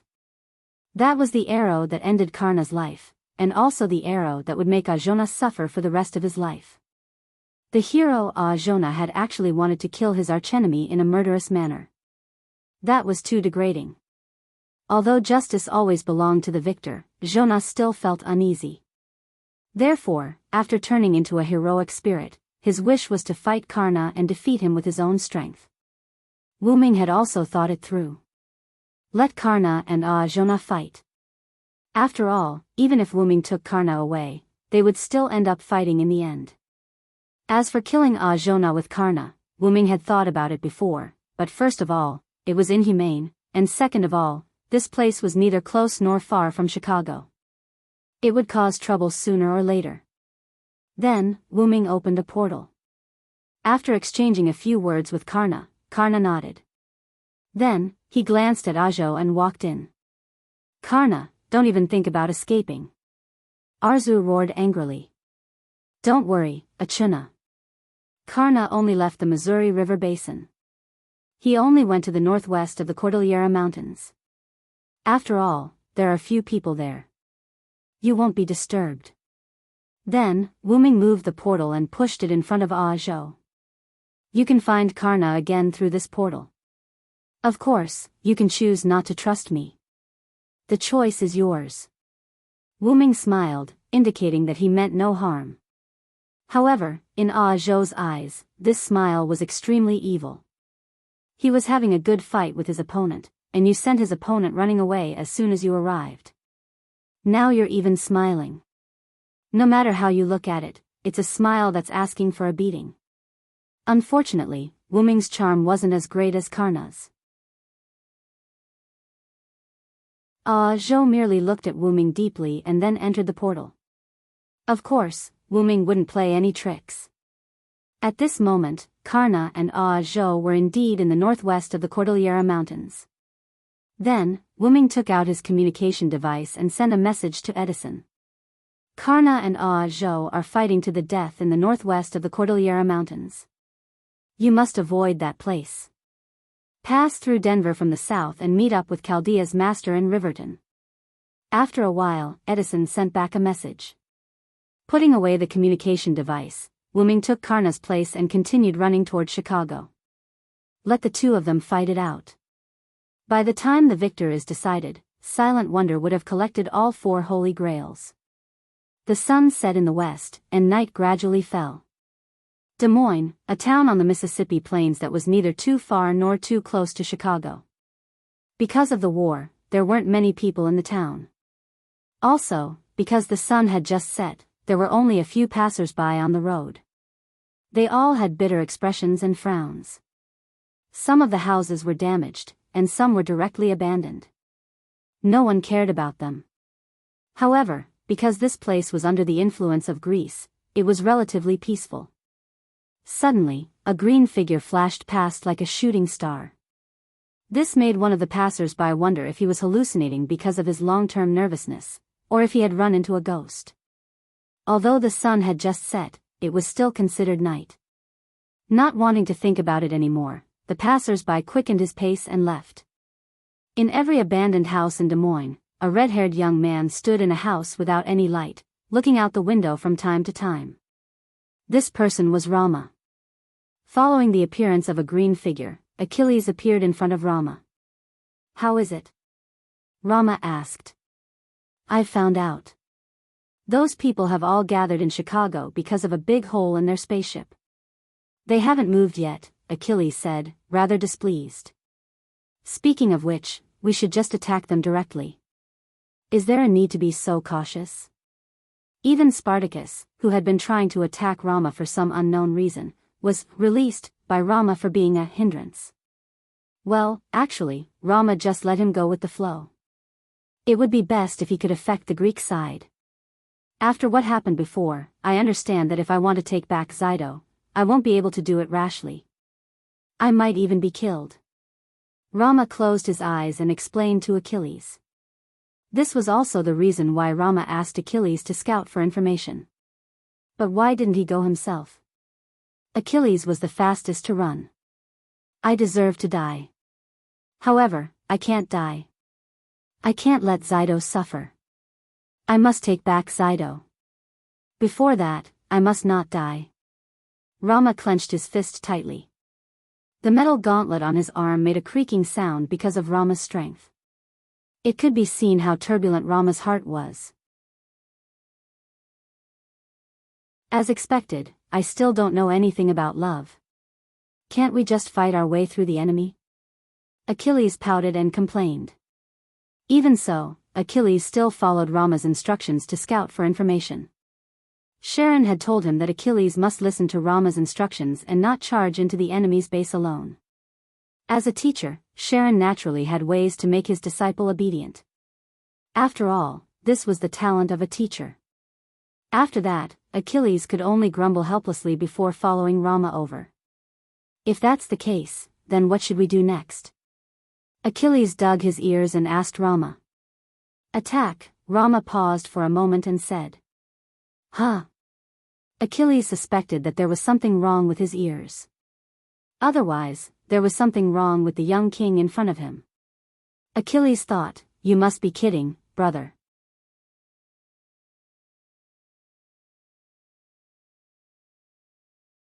Chapter 525. Without paying attention to Achilles' expression, Rama explained the reason. "At present, there is no monkey army to help me. The only servants who can fight are you and me. Therefore, attacking is the most reliable method at present," Rama said sadly. When he thought that Sito might have been killed, Rama's heart was full of uneasiness. The young Rama still had the courage to be foolish. After Rama finished speaking, Achilles' forehead showed the word V. "Isn't that the same as my previous proposal?" Achilles thought with a broken heart. Suddenly, a voice came. "I think you'd better wait a little bit." "Who is it?" Whether it was Achilles or Rama, they took out their weapons and were vigilant. Don't be nervous. Then, accompanied by an optical camouflage illusion, Wu Ming's figure appeared in a corner of the dim room. Wu Ming said that the technology of the Mecha clan was still useful. It's you? Achilles was quite upset, then he put down his meteor lance. The Celtic Saint King? Rama was surprised, but after seeing that it was Wu Ming, he calmed down. After knowing that Wu Ming was also a king, although it was a pirated version, Rama's impression of Wu Ming became very good. Of course, a good impression was a good impression, and the fact that Wu Ming injured him could be forgiven. However, Rama still remembered the crime of negligently allowing his men to imprison Sito. Although they reconciled, they still had to remember the grudge. This was the young king Rama's decision in the face of Sito's matter. Rama, who was like a child throwing a tantrum, was not noble. As long as it concerned Sito, then Rama would not give in. Why did you come here alone? Where is the master of Chaldea? After all, he was also Rama's savior, so Rama naturally cared about him. Don't worry, Edison has agreed to join forces with us. On the way back, we have joined forces with Karna to eliminate the Shitendaji who had gathered in Japan. Then, Wu Ming briefly explained to the two of them why Karna was a member of the United States, what they had been doing during this period of time, and their next plan. I didn't expect Lancer to join Edison's camp. Life is really unpredictable. Achilles sighed. In the previous memory, they were clearly teammates, but in the end, they became enemies again. But in any case, because of the alliance, they became teammates again. That person is a hero who gave alms. It's not strange for him to have such decisiveness, Rama said calmly. Although he and Karna did not come from the same story, Rama knew quite a bit about the hero who gave alms. But I didn't expect the heaven-bestowed hero Zhou to appear at this singularity. Rama shook his head. Because of Wu Ming's explanation, the two also knew that Zhou had been fighting Karna all this time. They both sighed with emotion. Not only did Rama temporarily lose a combat power, but he also sighed that these two old enemies who loved and hated each other could appear at this singularity at the same time. That's why this is the Holy Grail. Such a miracle can also happen. Achilles smiled softly, thinking about how he and Sensei appeared together. After hearing Achilles' words, Wu Ming smiled. Because of this, Rama, you can also meet Sito at this singularity, just like Karna and Zhou. These were all miracles brought about by the Holy Grail. Rama did not deny it at all and nodded seriously. Although I still can't meet Sito, as long as I know that she's still on this continent, I feel extremely at ease. Because Rama intervened in the battle of the monkeys and killed the enemy monkey, the dead monkey's wife put a curse on him. Even if you take back your wife, you can't really meet her. Because of this parting curse, Rama and Sito were separated again in the end, and it was a separation of life and death. This curse still accompanied the two. As long as they were too close to each other, one of them would gradually become weak, faint, and lose power until one of them left. Even if there's a curse, I will definitely find Sito. Rama said angrily. Even with such a curse, Rama still pursued Sito without hesitation, even if it meant death. If that's the case, then you should listen to me and wait for a while. During Wu Ming's explanation, he also told the two of them about the joint attack of the American forces, the lone follower forces, and the Celtic forces on the remaining two forces. If that's the case, I can wait. Anyway, I've been waiting for a day. Rama put away the eternal blade and sat cross-legged on the ground. Tisk, really, both of them are so difficult to understand. Achilles complained as he walked to another room. Wu Ming smiled helplessly, although he asked Romodi. By the way, why didn't I see Spartacus? Wu Ming found Rama and Achilles through mana perception, but Wu Ming didn't find Spartacus' mana in the surroundings. Could it be that he was already killed? Wu Ming thought mischievously. That traitor, I have already banished him. Rama answered Wu Ming rather unhappily. Banished?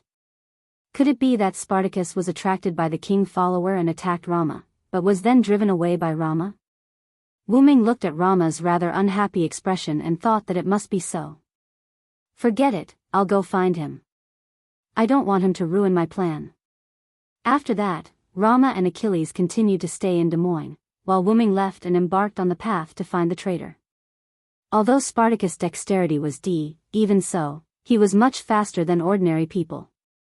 Therefore, he must hurry up and find him. If he was discovered or even captured by the Greek forces. Although it wouldn't cause a big impact, he was afraid that he would be used against Wu Ming and the others. First of all, Wu Ming looked for traces of Spartacus near Chicago. Of course, Wu Ming activated the Triumph armor and the assassin mode, so it wasn't easy to find him. Then he found some traces of Spartacus. Could it be that he was really captured? Wu Ming said helplessly. At this time, Wu Ming suddenly found another mana, which was the mana of someone Wu Ming had seen before. Does this mean that he wants me to go there? Wu Ming felt that the other party didn't have the slightest trace of concealment. He speculated that the other party was trying to attract him. Not afraid that it was a trap, Wu Ming quietly moved toward that place.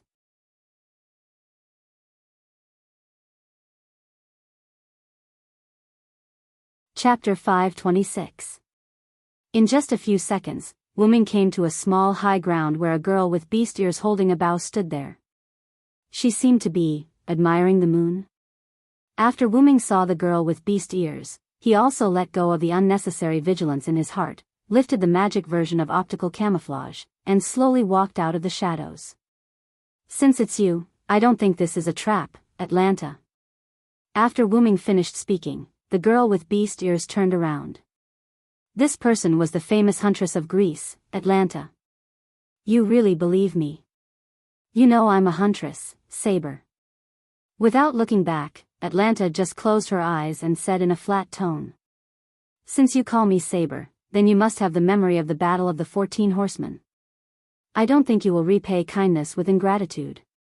Wu Ming chuckled. Indeed, the only saber that Wu Ming had ever served as was Sodric during the Battle of the 14 Horsemen, which also showed that Atlanta had that memory. And because Wu Ming freed Black Assassin Jack the Ripper, Atlanta owed Wu Ming a favor. It could be said that when the Argo encountered Wu Ming before, Atlanta pretended not to know Wu Ming and did not expose Wu Ming's information, which was considered as returning the favor. However, it did not mean that there was no friendship between the two after the favor was returned. And now, Atlanta contacted Wu Ming, which was the embodiment of this friendship. If you call me over like this, won't it attract Ison's attention? Although I don't know him, I don't think that guy is very generous. Wu Ming walked to Atlanta's side and looked at the moon side by side. Although Ison is indeed a useless guy, it is because of this that he will trust me completely and send me out to search the surroundings alone. However, it was also because Atlanta was suitable for investigation that Ison sent her here. So, in other words, Spartacus was really caught by you. Otherwise, why would he send Atlanta to scout for no reason? Wu Ming really didn't know Ison, but through historical records, in Wu Ming's opinion, with Ison's timid temperament, he should keep all his combat power by his side. Unless there was a special situation. And Wu Ming didn't think that Atlanta was sent by Ison. It was Demetrius who spoke to Ison, so Ison sent me out. Sure enough.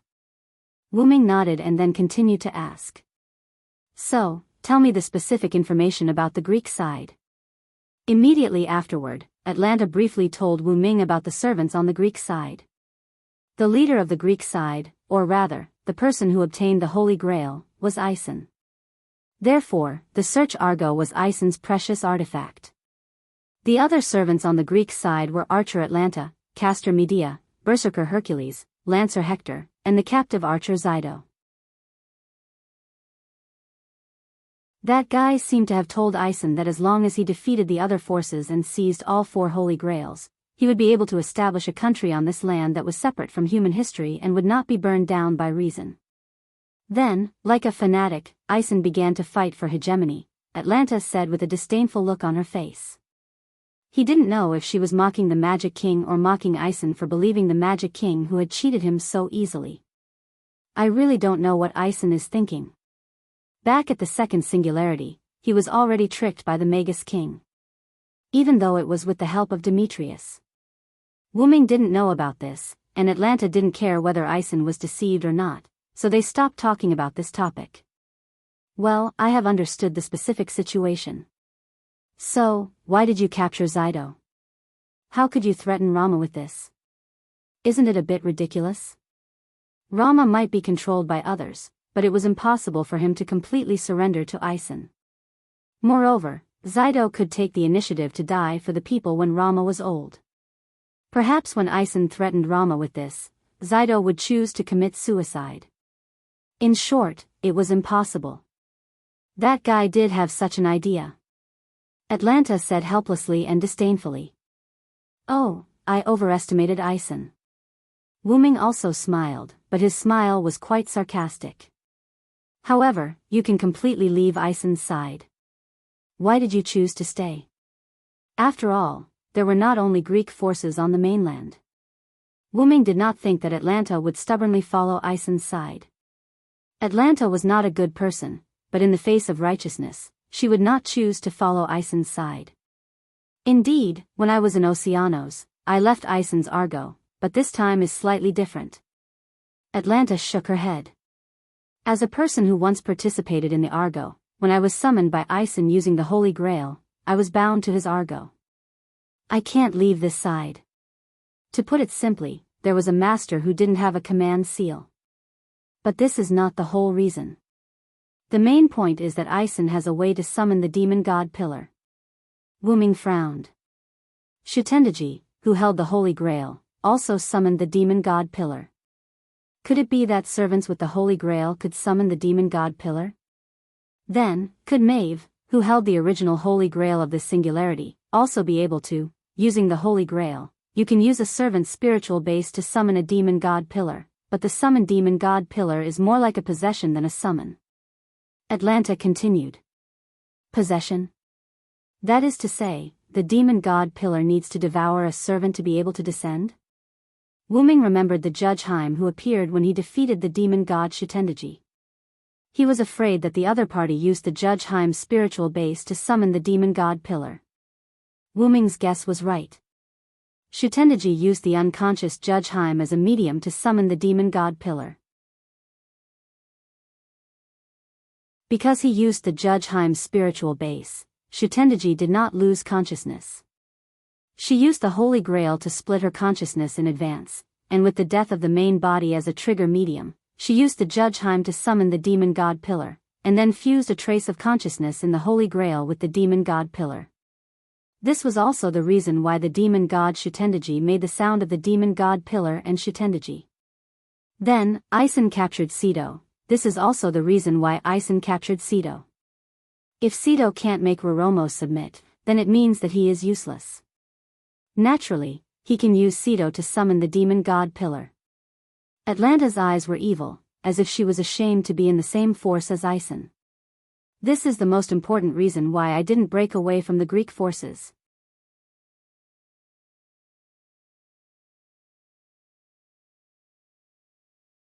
Chapter 527. Compared to breaking away from Greece, isn't it more suitable for you to lurk as an undercover agent? Wuming said for Atlanta. Atlanta nodded and then continued. Because I don't know how to be an undercover agent, I can be regarded as working for Ison wholeheartedly during this time, whether it's capturing Cedo or obeying orders to kill other servants. That was also the reason why Atlanta did not hesitate to place a noble phantasm on Wuming. Since the Argo was destroyed by your shot, Ison has been keeping the Argo in Chicago for the past few days and embedded the Holy Grail in it. With Demetrius' help, the Argo has become a grade A+ noble phantasm. It's more than enough to withstand the attack of a great and noble phantasm. Wuming smiled when he heard this. He was afraid that Ison was frightened by Wuming's shot, so he installed the Holy Grail directly on the Argo. However, because the Holy Grail was transferred from Chicago to the Argo, the Dragon Teeth soldiers could not be automatically mass-produced. These days, the Dragon Teeth soldiers were made by Demetrius herself. Not only the quality but also the quantity has decreased a lot. In several battles with Rome, we can be said to be at a disadvantage. Wuming suddenly realized that the Holy Grail still had a lot of drawbacks. It could not mass-produce soldiers on the Argo. But because of this, Ison let me, Hector, and Hercules go to the battlefield together. We killed Julius Caesar and Cleopatra. At present, there are not many Roman servants left. Hearing this, Wu Ming's eyes lit up. This can be regarded as reducing the burden on us. Immediately afterward, Wu Ming told Atlanta about their plan to unite the three parties. I didn't expect you to be able to do this. Atlanta looked at Wu Ming deeply. Becoming the king of the Celts, destroying the Japanese forces, joining the American forces, and attacking Greece and Rome with the lone servant forces led by Master Chaldea. This really shocked Atlanta. If everything goes well, I'm afraid this singularity will be the fastest to solve among these singularities, Atlanta said thoughtfully. Atlanta herself had appeared at the second singularity before, so she naturally knew how quickly Gadotsi had saved the singularity. Based on this, he speculated that the other singularities should be similar. Indeed. Counting from the time Li Xiang and the others entered this singularity, I'm afraid it hasn't even been a week. Although Wu Ming did not know how long it took Gadotsi to solve the previous singularities, Roman had told Wu Ming that it had been more than half a year since the anthropogenic fever. In other words, on average, it would take more than a month and a half to deal with a singularity. If all went well, Gadotsi would be able to resolve the singularity in less than a week. That was quite fast. While Wu Ming was thinking, Atalanta paused and spoke. By the way, is it okay to tell me about your chances? Atlanta meant nothing more than, in case I'm a spy and deceived you, or accidentally leak your information. However, Wu Ming chuckled and shook his head.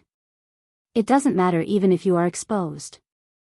After all, our plan is considered an open conspiracy. Gadotsi and the others' first team went to Rome. They did not expect to eradicate Rome, but it was enough to hold them back. Wu Ming and the others' second team would attack the Greek forces head-on.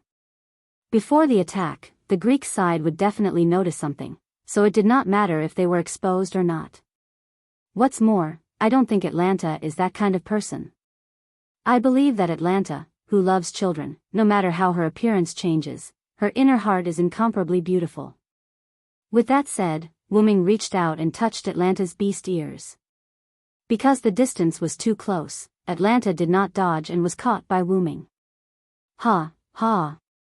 Atlanta was shocked and quickly jumped away. What are you doing, you rude guy? Atlanta blushed, hugged her beast ears, and stammered. Sorry, I've been interested in your beast ears for a long time. It was just a spur of the moment. Wu Ming apologized with a smile, but the hand that was still floating in the air showed that Wu Ming was still thinking about the touch of Atlanta's beast ears. Atlanta blushed, gritted her teeth, and gripped the sky bough fiercely. Ahem, I have one more thing to ask of you. Wu Ming coughed and became serious. And it seemed that because Wu Ming had left a good impression on Atlanta, such a simple teasing was not enough to completely collapse the image built in Atlanta's heart. Atlanta touched the beast ears on her head, calmed her face, and nodded. But it was still very popular. Immediately afterward, Wu Ming made 2 runestones on the spot in front of Atlanta, but the runes on the runestones did not look like Lune runes. Immediately afterward, Wu Ming handed the 2 runestones to Atlanta. Hide these 2 runestones close to your body. Don't let Demetrius, the god magician, find them. After all, Konagami magicians weren't the same as those weak magicians of modern times. Seeing Wu Ming's solemn face, she quickly took it and nodded solemnly. Then, because of the physical contact when she took the runestones, Atlanta blushed again. Even the night could not cover it. After all, there was moonlight. And with the pretentious serious expression, Atlanta was very cute at the moment. However, Wu Ming also knew that it was business, so he did not tease Atlanta anymore. When Ison wants to use the Holy Grail to summon the demon god Pillar, just pour your mana into these 2 runic stones. If possible, the closer you are to the Holy Grail, the better. Of course, I won't force you. Wu Ming instructed in a joking manner. I know. If there is nothing else, I will leave first.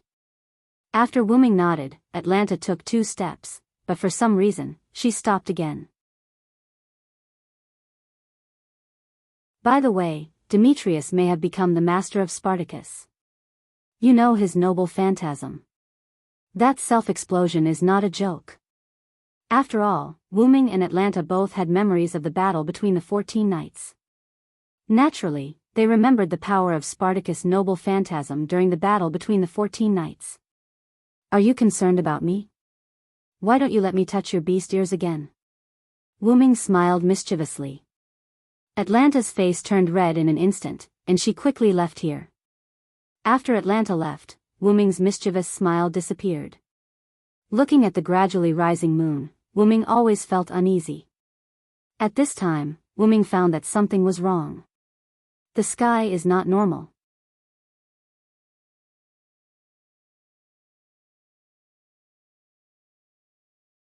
Chapter 528. People said that waiting was the longest, but it was not the case for the servants. After putting away the communication device with Edison, Wu-Ming went to the window and looked at the moon.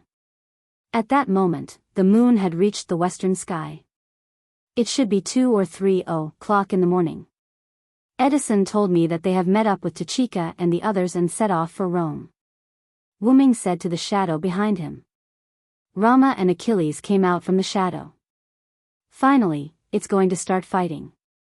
It's very uncomfortable to be here all the time. Achilles bit the bristlegrass that he found from God knows where. I'm just as upset as you are. As long as I think about fighting side by side with the Celtic servants, my heart is extremely irritated. Rama put one hand on the eternal blade on his waist, and the other hand clenched his fist. Wu-Ming knew what Rama meant. The enemy who imprisoned his wife was now going to rescue his wife with the enemy. Rama's heart must be quite restless.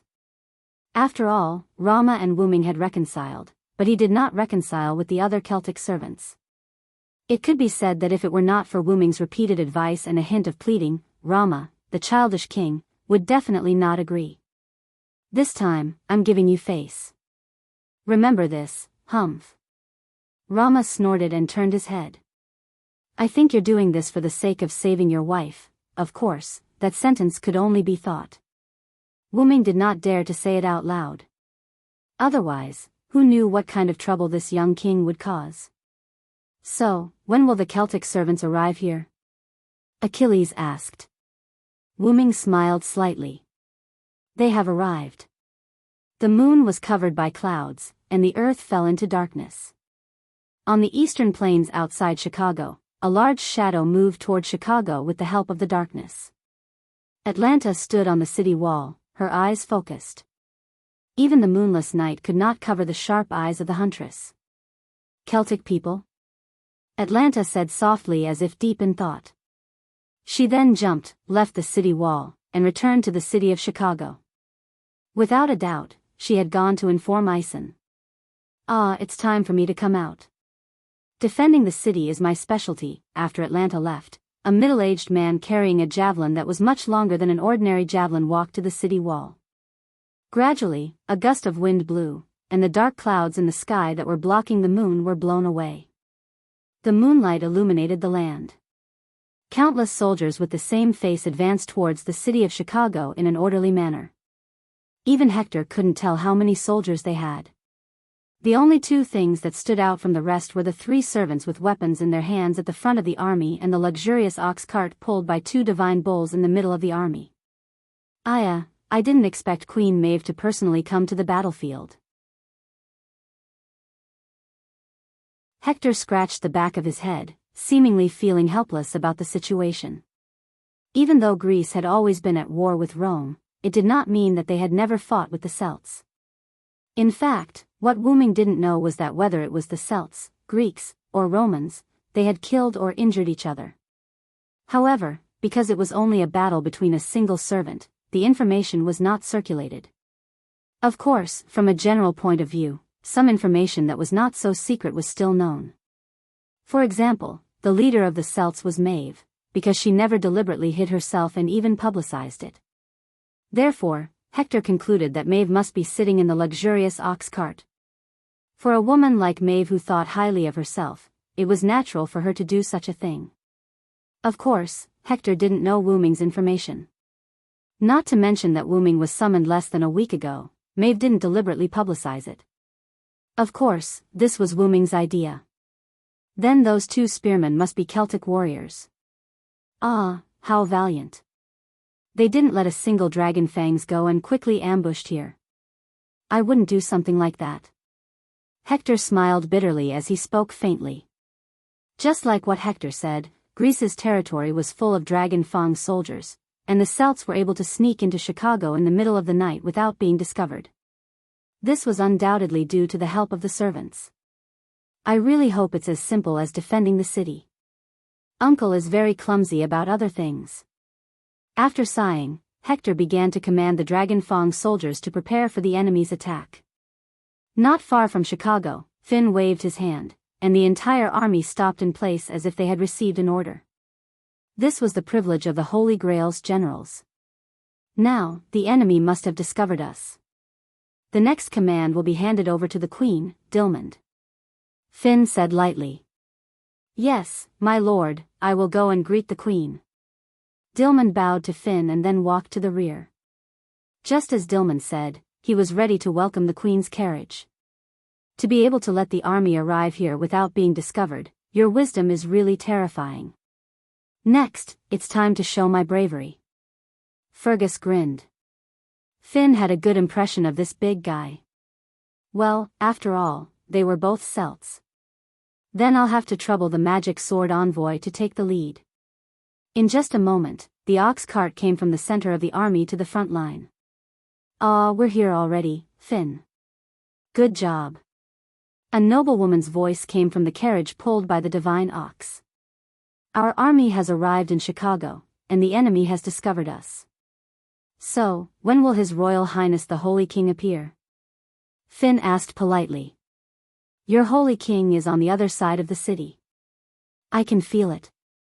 In the carriage, Maeve took off her white silk gloves and looked at the bright red dragon-like pattern on the back of her hand formed by 3 command seals and smiled.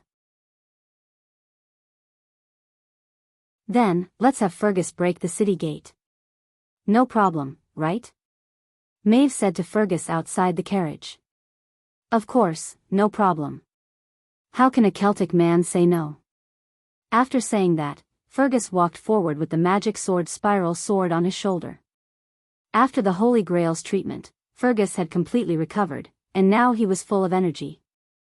On the city wall, Hector looked at the man walking forward with the magic sword. He had already guessed what he was going to do. He's going to attack the city with a noble artifact. What a headache. Then, when Hector noticed that Fergus' noble artifact was getting brighter and the magic power was getting thicker, Hector retreated. Uncle, you can't stop it. This is already a noble artifact that's comparable to a city's noble artifact.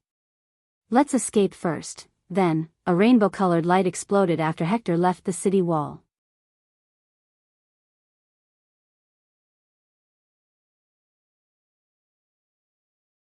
Chapter 529. Alright, I feel like I'm full of energy today. I'm sure you'll be satisfied with this shot. Fergus raised his neon sword and laughed. One had to know that the A and A+ were not eye-catching individually, but when they were combined, it was no joke. Then hurry up. If it wasn't for your relic, would have asked you to leave earlier. Maeve's impatient voice came from the carriage. Naturally, by leaving the stage, he meant that he had died. Also, although I don't mind you taking advantage of me verbally, I would be happy to see little Sai kill you.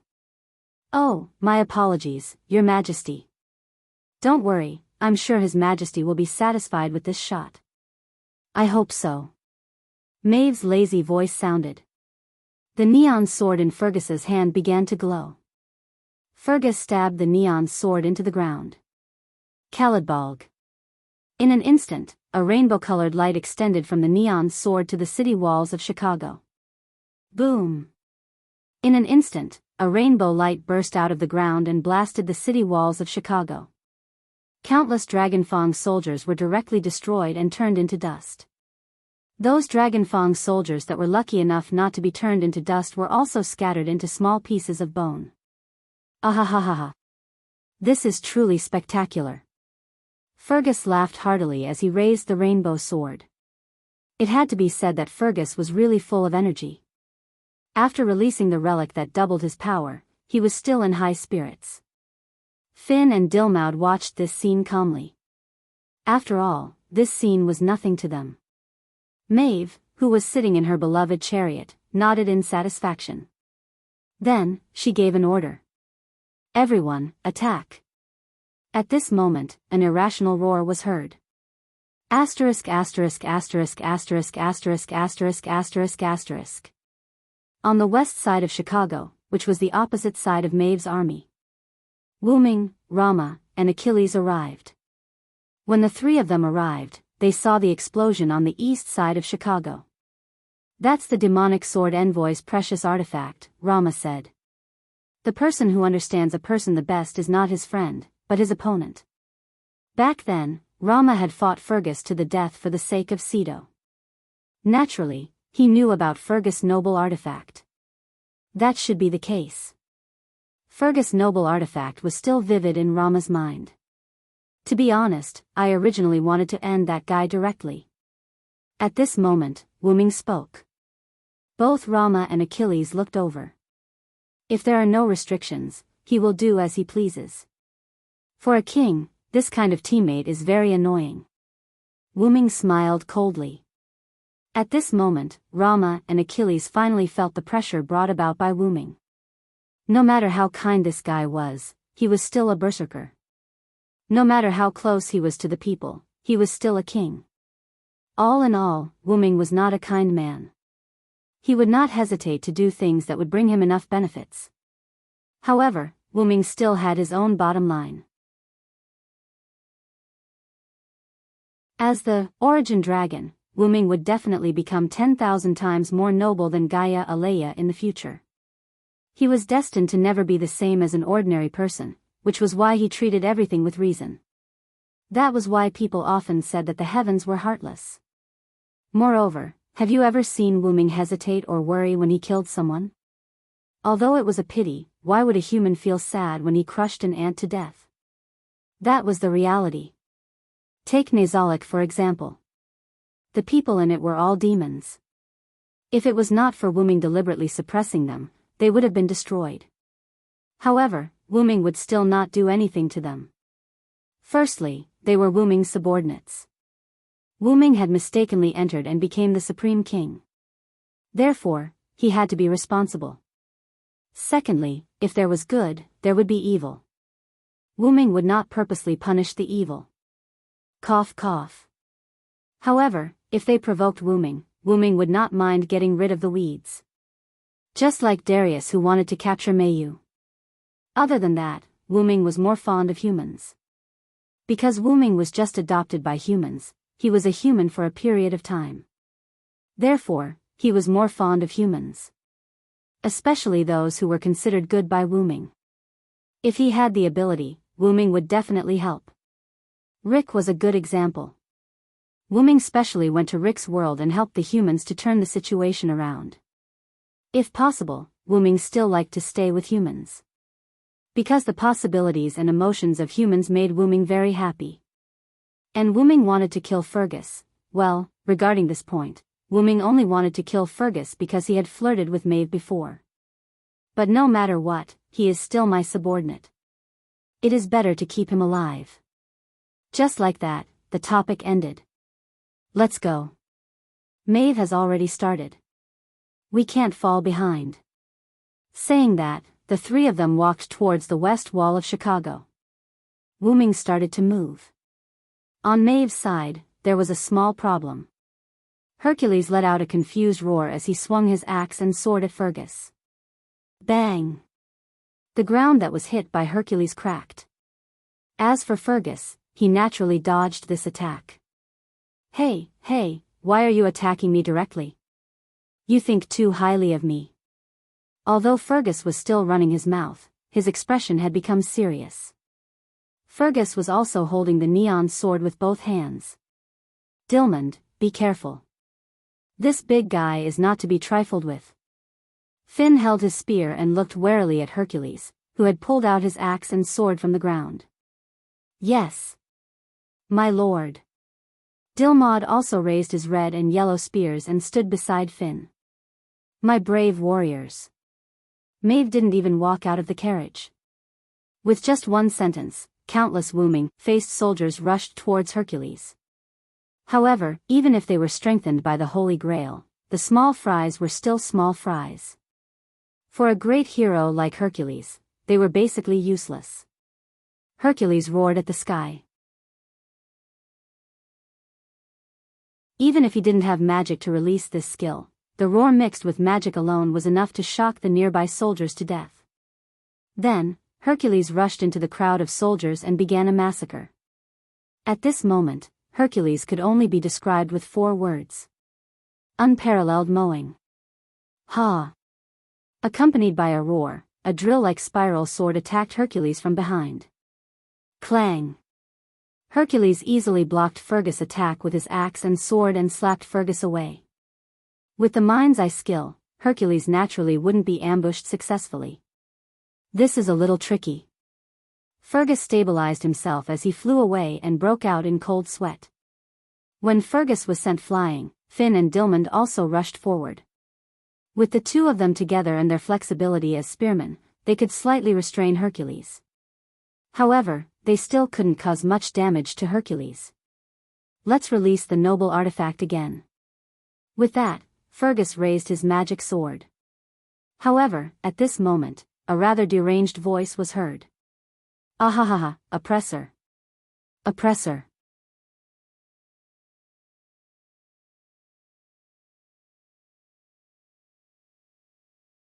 Chapter 530. In the west of Chicago, because Maeve was attracting attention in the east of Chicago, Wooming's side was relatively smooth. Achilles stopped his chariot, and the 3 immortal horses that pulled the chariot snorted. On the city wall, there was no one, all of them were Dragon Fang soldiers. Now, these Dragon Fang soldiers had all fallen to the ground and turned into ashes. Even my chariot can't stop them. Sure enough, the small fries are not interesting. There was no doubt that these were all done by Achilles, who had just stopped the chariot. Besides, Achilles also descended as a rider. Achilles' chariot was still too strong for these Dragon Fang soldiers, or rather, the Dragon Fang soldiers were too weak. What's more, these Dragon Fang soldiers were likely to be made by Demetrius, not the enhanced version of the Dragon Fang soldiers mass-produced by the Holy Grail. Immediately afterward, Wooming and Rama got off the chariot. The 2 finally experienced the thrill of racing an ancient chariot. At this time, an arrow emitting turquoise magic power shot over. Bang! Rama held the indestructible blade and deflected the arrow with A-level strength. The 3 of them looked at the roof of the house not far away, and Atalanta was aiming her bow here. That is? Big sister. Achilles' expression darkened. After all, when he was in the 14th rider, he had a good relationship with Atalanta, and Achilles didn't really want to attack Atalanta. Oh, really? Why are there so many people tonight? I don't have the energy to entertain you all. A voice that was more boring than Roman came. Hector, carrying his long javelin, appeared from the shadows of the city. Hector? This was Achilles' second surprise after Atalanta. He didn't expect it to be someone related to him. In the famous Trojan War, Hector's defense was invincible, and the enemy was defeated. The Trojan side was not far from victory. After that, Achilles went to the battlefield to fight Hector one-on-one. Although Hector broke his immortality, Hector still lost. As a result, the Trojan side gradually lost. It could be said that if there was no Achilles, Hector would not die, and he would not fall into the Trojan horse trap, and the Trojan side would probably win. But there were no ifs, and now, the 2 old rivals of the Trojan War were reunited here. Isn't this Achilles? I didn't think that we would become enemies again. Sure enough, the Holy Grail is really a magical thing. Hector didn't think that he would be able to see Achilles, and he was also shocked. I'll deal with this guy. Achilles said to Wooming and Rama Rider, riding on his meteor chariot. Said chariot, but said chariot, said chariot, said chariot, said chariot, said chariot, said. Said chariot, said chariot, he said chariot, and said he said said said, said, said said said, said said said. Said said said although said said, of said, said said, said said, said said, said said said said. Although Hector did not think that Atalanta could defeat the remaining 2 servants, he did not think that she would be able to defeat them. In Hector's opinion, the remaining 2 servants were not weaker than Achilles. However, Archer Atalanta just nodded indifferently and did not say anything. After Hector left, Rama pointed the undying blade at Atalanta. Then, let me deal with this archer, Romo said confidently. Wuming knew that after the mana crystal healed Rama, a huge amount of mana was still stored in Rama's body. Just like how Fergus had an excess of energy after being healed by the Holy Grail, Rama was the same now. Then, under Rama's eager expression, Atalanta put down the bow. Sarand, Ison is preparing to escape. Then, 2 gasps of surprise came from Wuming and Romo. Huh. Sigh. The southern city of the Missouri River Valley, Alexandria, camp of the Roman forces. Romulus looked at the Roman soldiers who were fighting against the incoming mechanical troops with a serious face and did not say anything. Lord God. A blonde girl in a white wedding dress walked to Romulus' side. It seems that the masters of Chaldea have joined forces with the native forces of the United States. Very good, in this way, Rome, will be protected. Romulus nodded and said excitedly. However, Nero did not understand what his god was talking about. My sons, Caesar, Caligula, have left. Now, all of our servants, Rome, have left. Romulus said to the pure bride. Who asked Rome to summon emperors this time? How mysterious would the emperors be? It was expected that they would leave. I will protect Rome until I die. The girl said to the god ancestor in a tone of farewell. My son, if I, Rome, also leave, then destroy the Holy Grail. Romulus said. But, God, isn't that the existence that is suppressing her? If we destroy the Holy Grail, won't she be released? The girl said worriedly. Compared to becoming the demon god pillar, Rome, think that we should choose to release her. As he said that, Romulus put his hand on the girl's head. If Rome, is gone, there is no need to stop her. Moreover, she is also on our side, my son Nero. Whom I understand, Lord God. Then, they realized that instead of attacking, the mechanical troops seemed to be trapping them here. It seems that something we don't know has happened, my son. My son, welcome them in. In the west of Chicago, the battle between Achilles and Hector caused a lot of magic to explode. It was as bright as the light in the night. However, Wuming and Romulus did not pay attention to that. In short, that archer is actually on our side. Romulus looked at Atalanta who left and asked Wuming rather unhappily. He wanted to fight for a long time. In the end, he finally met an enemy that he thought he could fight, but it turned out to be a spy on his side. In short, it's a good thing to subdue the enemy without fighting. Wuming smiled and patted Romulus on the shoulder, indicating that he was more open-minded. Of course, I understand that. Romulus said unhappily. Then, next, we need to wait, right? Wuming walked to the edge of the city wall and said jokingly. We can also watch Achilles fight Hector to relieve our boredom. Wuming showed a mischievous smile. Romulus was speechless.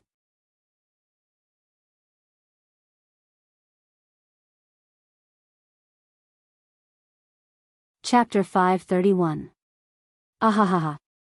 Oppressor. Spartacus laughed wildly and used his seemingly ordinary iron sword to madly charge into the crowd of soldiers. At this moment, Maeve had already retreated to the back of the soldiers, or it should be said that the soldiers were constantly moving forward. Maeve, who hadn't moved, fell behind the soldiers. If one paid close attention, they would discover that Spartacus was advancing towards Maeve. If Wuming was here, it wouldn't be strange. After all, Spartacus liked to attack the so-called oppressors that he spoke of the most. In other words, it was normal for him to attack Maeve. I can't let you pass, Berserker. At this moment, a tall man with a spiral sword stood in front of Spartacus. It was Fergus, who had been sent flying by Hercules. Because Finn and Dilmund had gone to restrain Hercules, Fergus was the only one facing this mad dog. Why didn't Maeve make a move? If the Emperor had to make a move, then what was the use of a general? Are you also an oppressor? Ahahaha, oppressor, give me more oppression. Spartacus laughed loudly, no longer caring about the other soldiers, and charged towards Fergus. Although it was very short, Fergus had been a king before, so it wasn't strange that he could attract Fergus' attention. Clank. The magic sword and the ordinary iron sword collided, producing an ear-piercing sound. It was hard to imagine that Spartacus's ordinary iron sword could not break after colliding with the magic sword. Ahahaha. Ahahaha. Spartacus was like a mad dog as he punched Fergus without any pattern. Fergus was a Celtic warrior, a member of the Red Branch Knights, and also wielded a magic sword. Naturally, he wouldn't be at a disadvantage in a fight against the leader of the rebels, Spartacus. If one only looked at his appearance, Spartacus was about to be killed by Fergus. However, Fergus discovered that even if Spartacus' body was seriously injured, this berserker was getting more spirited as he fought.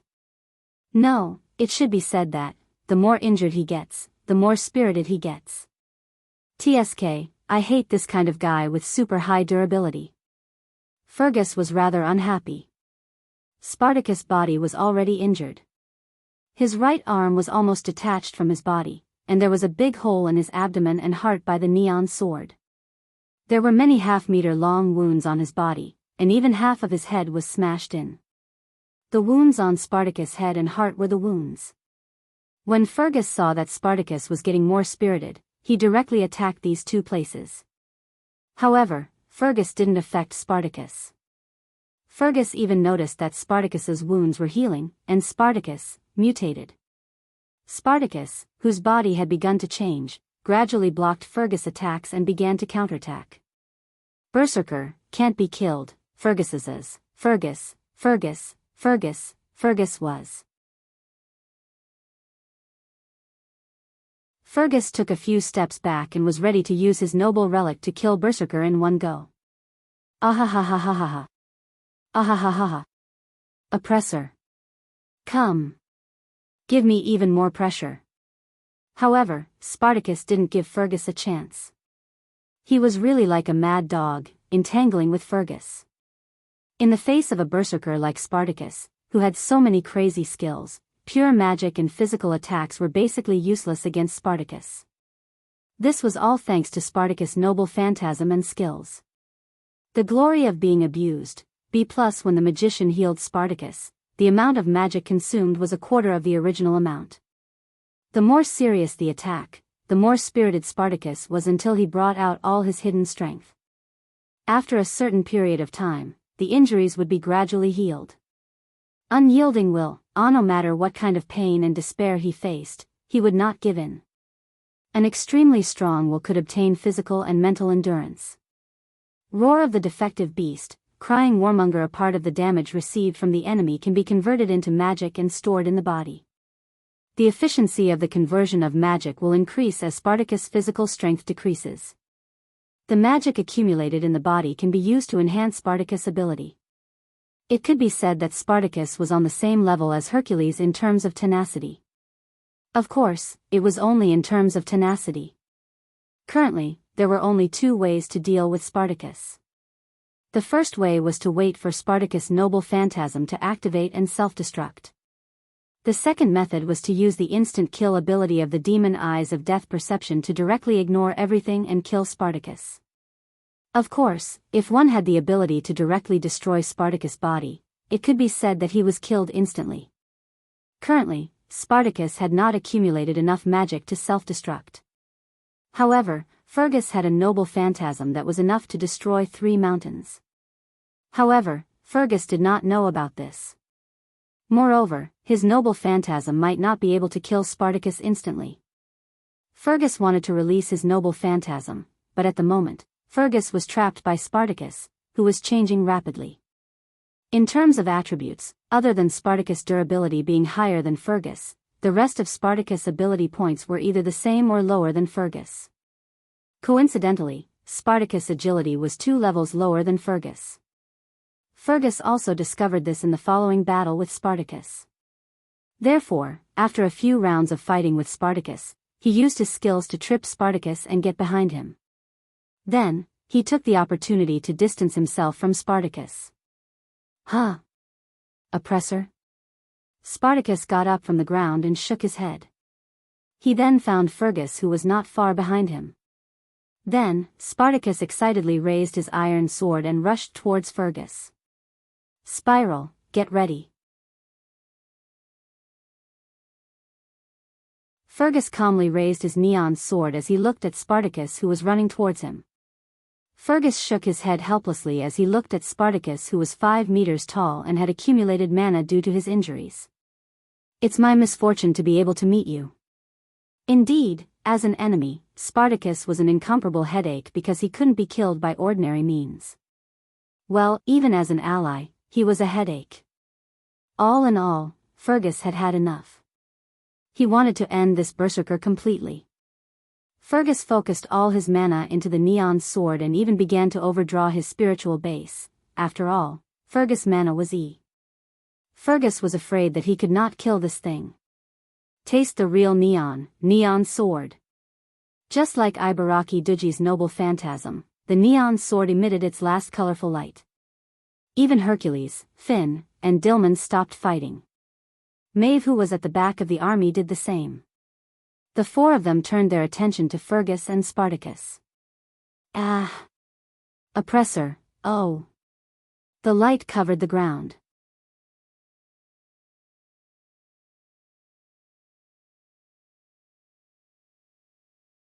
Chapter 532. Boom! The sound of a nuclear explosion came from the east of Chicago, and the storm raged. Wu Ming and Rama both stabilized their bodies and squinted at the scene filled with sand and dust. After Atlanta left, Wu Ming and Rama did not really go to watch the classic duel between Achilles and Hector. Instead, they ran along the edge of Chicago toward the Celtic army in the east of the city. In the end, before they could even reach the Celtic army, a violent explosion occurred. The power of the explosion was so great that it even completely destroyed the east wall of Chicago, giving people the feeling that there were no walls in the east of Chicago. Of course, whether it was Denver, Alexandria, or Chicago, there were no such things like ancient walls. All of them were built by various forces during this period of time. Wu Ming and Rama looked at each other, and the two quickly ran forward. Because of the strong hurricane caused by the big explosion, there was basically no sand and dust around, so the scene could be said to be clear to Wu Ming and Rama at a glance. In front of the two of them was a huge crater of nearly 100 square kilometers, but because it was too big, they could only estimate, but it was definitely more than 50 square kilometers. The depth of the crater was needless to say. The distance between the deepest part of the crater and the ground was about 50 meters, and maybe it was even deeper. Wu Ming thought that if such a crater fell on Earth, humans would probably end up like the dinosaurs. The ground on the edge of the crater was unusually smooth, and there were no impurities. It was completely the product of the downward compression of the soil by the explosion. In the center of the crater, there was a lake full of water, and the lake water was still rising. East of Chicago was Lake Michigan. At this moment, such a big explosion directly connected this huge crater to Lake Michigan. There were no traces of soldiers or servants on the scene, and Wu Ming's perception was temporarily disabled. There was no doubt that the army brought by Maeve was directly blown into ashes by the explosion. As for the servants who were fighting here, they were probably in danger. Wu Ming frowned. He was a little worried about Maeve. Even if the servants were killed, they would just retreat to the martyr's palace. However, Wu Ming was still worried. Because the air here was full of chaotic magic, Wu Ming's perception was also disturbed by these chaotic magic. It was not that he could not perceive anything, but the difficulty of perception was greatly increased. This terrible explosion, which powerful servant's noble phantasm is it? Rama said with lingering fear. Even he did not have the confidence to say that he could survive the explosion that covered an area of nearly 100 square kilometers. After all, a servant was much stronger than an ordinary person, but without a defensive noble phantasm or skills, they would also directly leave. If he did not have the golden armor, he would have to use of his noble phantasm. He would have to use his noble phantasm to survive. Of course, if Rama released his noble phantasm, he would be able to survive. Even if he did not die, he would die. He would be dead at least, he would be dead. All in all, if that was really the case, Rama would definitely not feel good. After Rama finished speaking, Wu-Ming sighed. I'm afraid that except for Maeve, all the servants present have left. After all, this explosion was in the Celtic army. Not to mention that the army was completely wiped out, Wu-Ming still could not find any servants. As for why Wu-Ming knew that Maeve was fine, it was because Wu-Ming was worried about her.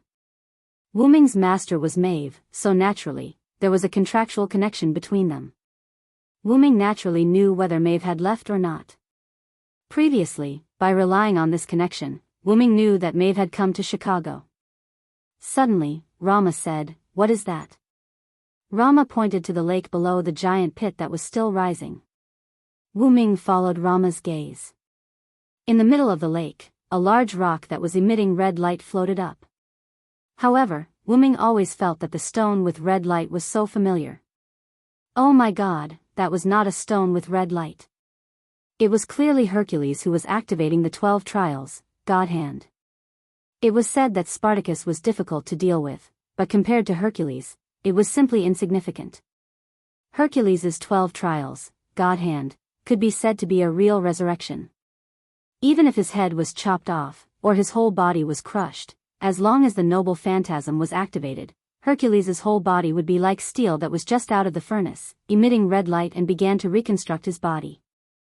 Not to mention, it would also increase the resistance of the cause of death.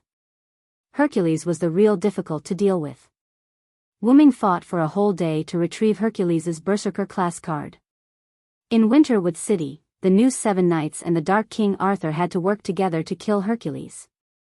From this, one could see how tenacious Hercules was.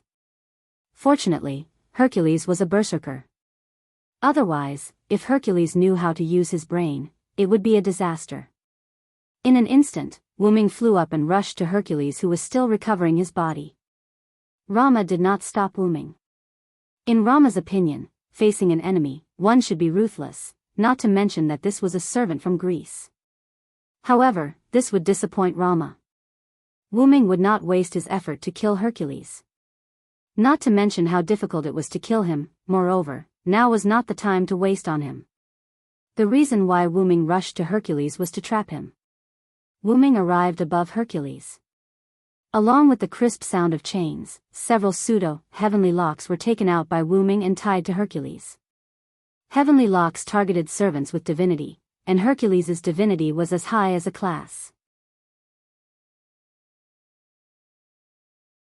However, Wu-Ming was very clear about one thing. Even if heavenly locks could only trap Hercules for a short time, heavenly locks were only able to suppress Hercules. The stronger the divinity, the tighter the heavenly locks would be. However, Hercules's strength was as high as A+. In Wu-Ming's opinion, Hercules was fully capable of breaking the heavenly locks. In that case, let alone these pseudo-heavenly locks. However, Wu-Ming was only holding on to the idea of stalling for time. Subsequently, Wu-Ming took out a lot of pseudo-heavenly locks that were stored in his noble phantasm. He only left one pseudo-heavenly lock and tied the rest to Hercules. In this case, it would take a long time to use only his strength. Wu-Ming looked at the chain mummy in front of him and nodded as if he was very satisfied with his work of art. Subsequently, Wu-Ming buried Hercules in the huge pit, which could be said to be the bottom of the lake. After that, Wu-Ming and Rama looked for Maeve. Well, first of all, they had to ignore Rama's gaze.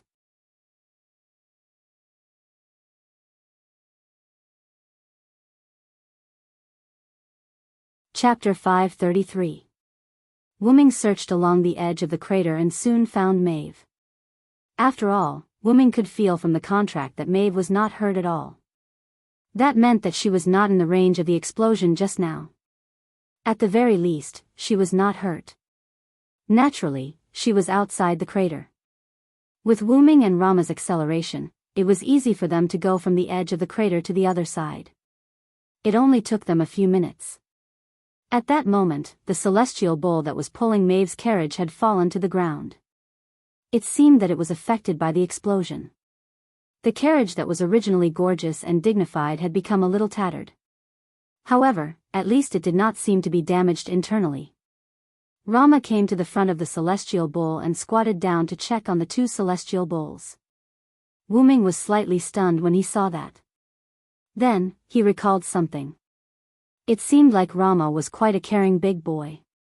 At that moment, Maeve suddenly flew out of the carriage. That's right. She flew out and landed in Wuming's arms. Wuming wondered how Maeve could fly into Wuming's arms in a straight line. Wouldn't you fall because of gravity? Newton was about to cry. In short, Wuming hugged Maeve, who was flying toward him. Little sigh, you're finally here. You almost couldn't see me. Maeve looked at Wuming pitifully.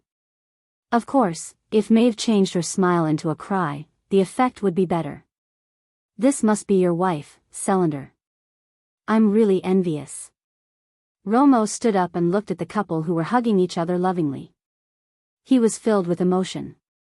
Rama was naturally envious of the couple who could be together.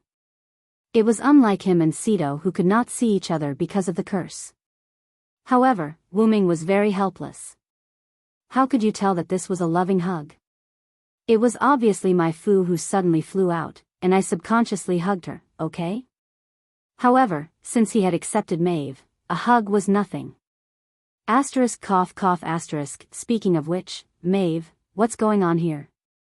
Wuming asked. On the other hand, Rama was all ears. After all, such a huge explosion was very attractive. This is what happened. Maeve began to tell the story. After Fergus broke the city gate, Hector left while Hercules appeared. Finn and Dilmaud held Hercules back. However, Spartacus appeared and Fergus and Spartacus went against each other. Maeve, of course, was to watch the battle. Following that, there was no progress in the battle between Hercules, Finn, and Dilmaud. It was just a back and forth exchange of blows. Although Finn and Dilmaud couldn't defeat Hercules in a one-on-one fight, the two of them were able to fight Hercules to a draw for the time being. As for the battle between Fergus and Spartacus, it was a one-sided battle. Wuming felt that something was wrong. He knew the effect of Spartacus' noble phantasm.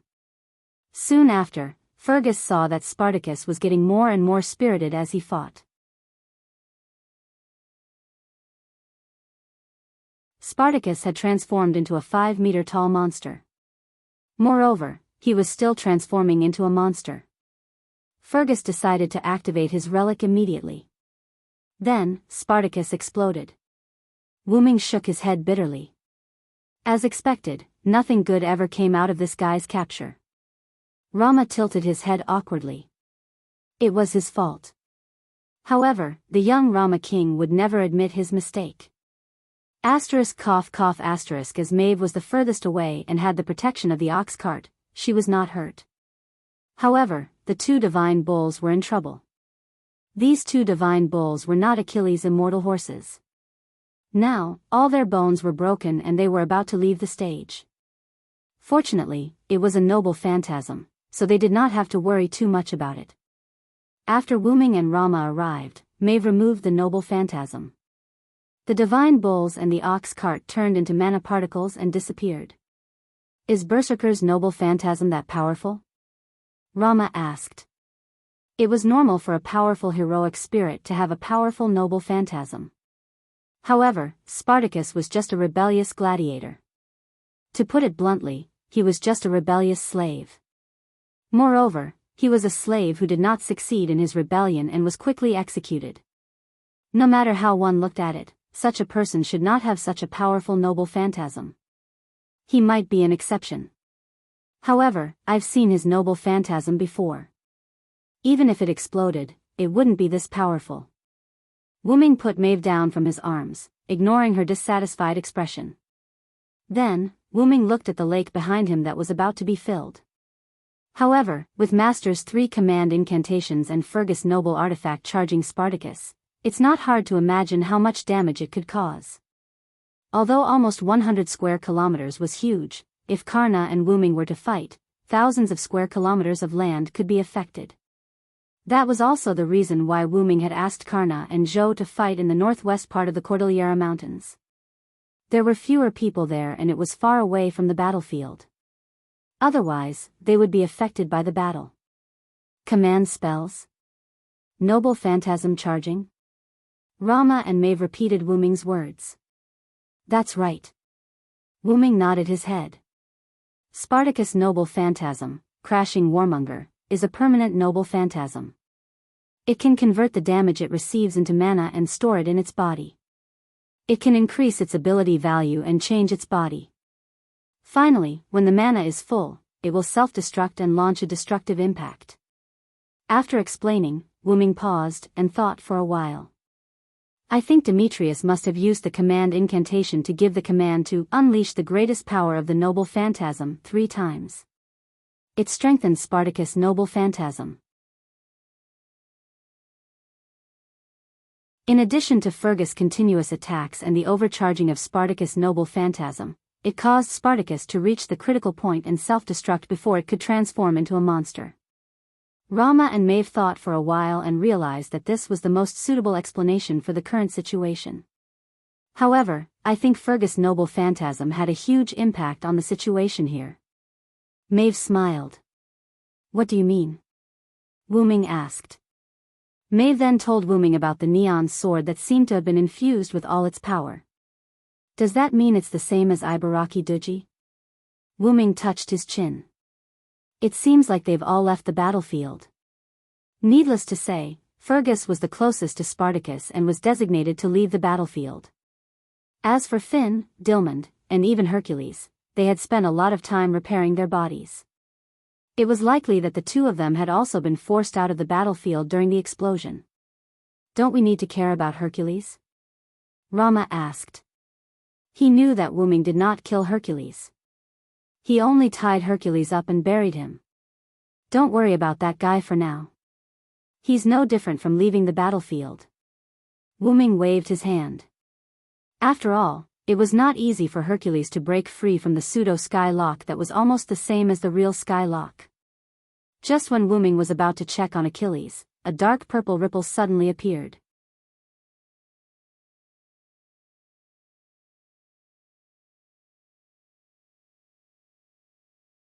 Chapter 534. The portal has been activated? Wu-Ming was shocked. That's right, this was Wu-Ming's portal. There's no time to explain. Come in quickly. Wu-Ming said as he rushed into the portal. That's right, he rushed in. It was obvious how anxious Wu-Ming was. Romo seemed to have thought of something and quickly rushed in as well. Maeve looked at the 2 of them rushing in. She blinked her eyes and walked in gracefully. Then, the portal closed. After passing through the portal and arriving on the other side, Maeve found herself in the belly of a ship. Then, a rather strange scene appeared before Maeve's eyes. Wu-Ming was holding the Holy Grail in one hand and a spear in the other. He placed the spear on the neck of a yellow-haired guy whose face was pale with fright. Next to the yellow-haired guy was a girl with pinkish-purple hair. She was holding a magic wand with a nervous expression. The bee-steered girl with green hair was aiming an arrow at the girl's head. If the girl with the magic wand made any strange movements, Maeve believed that the bee-steered girl's arrow would definitely pierce through her head. Behind Wu-Ming was Romo. However, at this moment, Romo was holding a girl who looked almost exactly like him. Rama's face was filled with nervousness as he kept calling out names like Cedo, Cedo. However, from the looks of it, Romo seemed to be unable to see the girl at all. He was like a blind person who could only rely on touch. However, from the looks of it, there seemed to be a problem with Romo's perception. Although on the surface, Romo could accurately touch Cedo, at this moment, Romo gave off the feeling that he was touching air. As for the girl who seemed to be called Cedo, she was already unconscious. This made my Fu daydream. If that girl was me, would Xiao Sai be as anxious as she is? This was a girl's heart. However, Wu Ming was not paying attention to Maeve at the moment and did not know what she was thinking. Wu Ming was only paying attention to the yellow-haired guy. In any case, you're someone who entered the martyr's palace. Can't you have a little backbone? With that, Wu Ming rubbed the tip of his spear on Aisen's neck. However, Wu Ming's result was Aisen's howl. Squeak squeak. Aisen's face turned pale and his hands were still trembling. Don't kill me," Aisen said in a trembling voice. Looking at Aisen in such a state, Medea, or Lily looked at Aisen with worry and disappointment. Sir Aisen, after seeing such a traitorous witch, Wu Ming finally understood why Medea, who was abandoned by Aisen, would choose to follow him again. Because Medea was in the form of a girl's dream of a girl. Wu Ming shook his head. A guy like that was not worth his time. However, Wu Ming still did not lower the tip of his spear from Aisen's neck. Then, Wu Ming turned to look at Rama. "Rama, can't you sense Sito?" Wu Ming frowned. Although he had learned about the so-called curse from Rama, he did not expect the curse to be so powerful. Now, not to mention not being able to see, even the contact between the two of them, and even their own perception, had become erroneous. This curse of never being together was not just for show. He did not know how a female monkey could place such a curse on Rama and Sito. That's right. Even if Sito and I were to hug each other, we would not be able to see or sense each other. Rama no longer referred to himself as you. At this moment, Rama was like a person who was chasing after hope. In the end, he realized that the hope was despair. Once Sito and I get too close, one of our powers and presence will gradually fade until they leave. Tears rolled down Rama's cheeks. As for which party would disappear, there was no doubt that it would be the weaker party. Wu Ming recalled the scene when he came back through the portal released by Atlanta. At that time, Sito was not restrained by any chains. However, there was no guarantee that Medea's magic did not restrict her. However, even so, Sito could not stand up at that time as if she was severely injured. At that time, Wu Ming sensed that Sito's magic power was insufficient, or rather, it was severely lacking. At this moment, looking at the many injuries on Sito's body, as well as the faintly discernible signs of his spirit base disappearing, how could Wu Ming not know what was going on? From being imprisoned on Alcatraz Island to this Argo, until now, Sito had been in a state of abuse. That we did not do anything to Miss Sito. Please believe us. Lord Aisen only wanted to use Miss Sito as a hostage, Medea said weakly. If that was the case, the injuries on Sito's body were caused before he was captured on Argo. It was not unreasonable. It was common for the Celts to beat people half to death when they captured them, and they did not have the habit of healing their captives. In other words, Beowulf did not know how to heal at all, and he did not realize that he should heal Sito. In short, that guy was dead. Let's not care about him. Then, Wu Ming felt that something was wrong. Medea was the disciple of the goddess of magic, Hecate. She had many healing methods, so why didn't she heal Sito? However, Medea seemed to have seen through Wu Ming's question and answered it in advance. Miss Sito has always refused me to heal her, and she said something like, even if I die, I don't want to be a burden to Lord Rama. As if recalling the scene when Sito said those words, Medea was a little depressed. She also wanted to sacrifice herself for the people she loved like Sito did, but Aisen, while Medea was distracted, Wu Ming frowned in distress. However, he began to laugh bitterly in his heart. So, if the other party did not want to heal, wouldn't you forcefully heal her?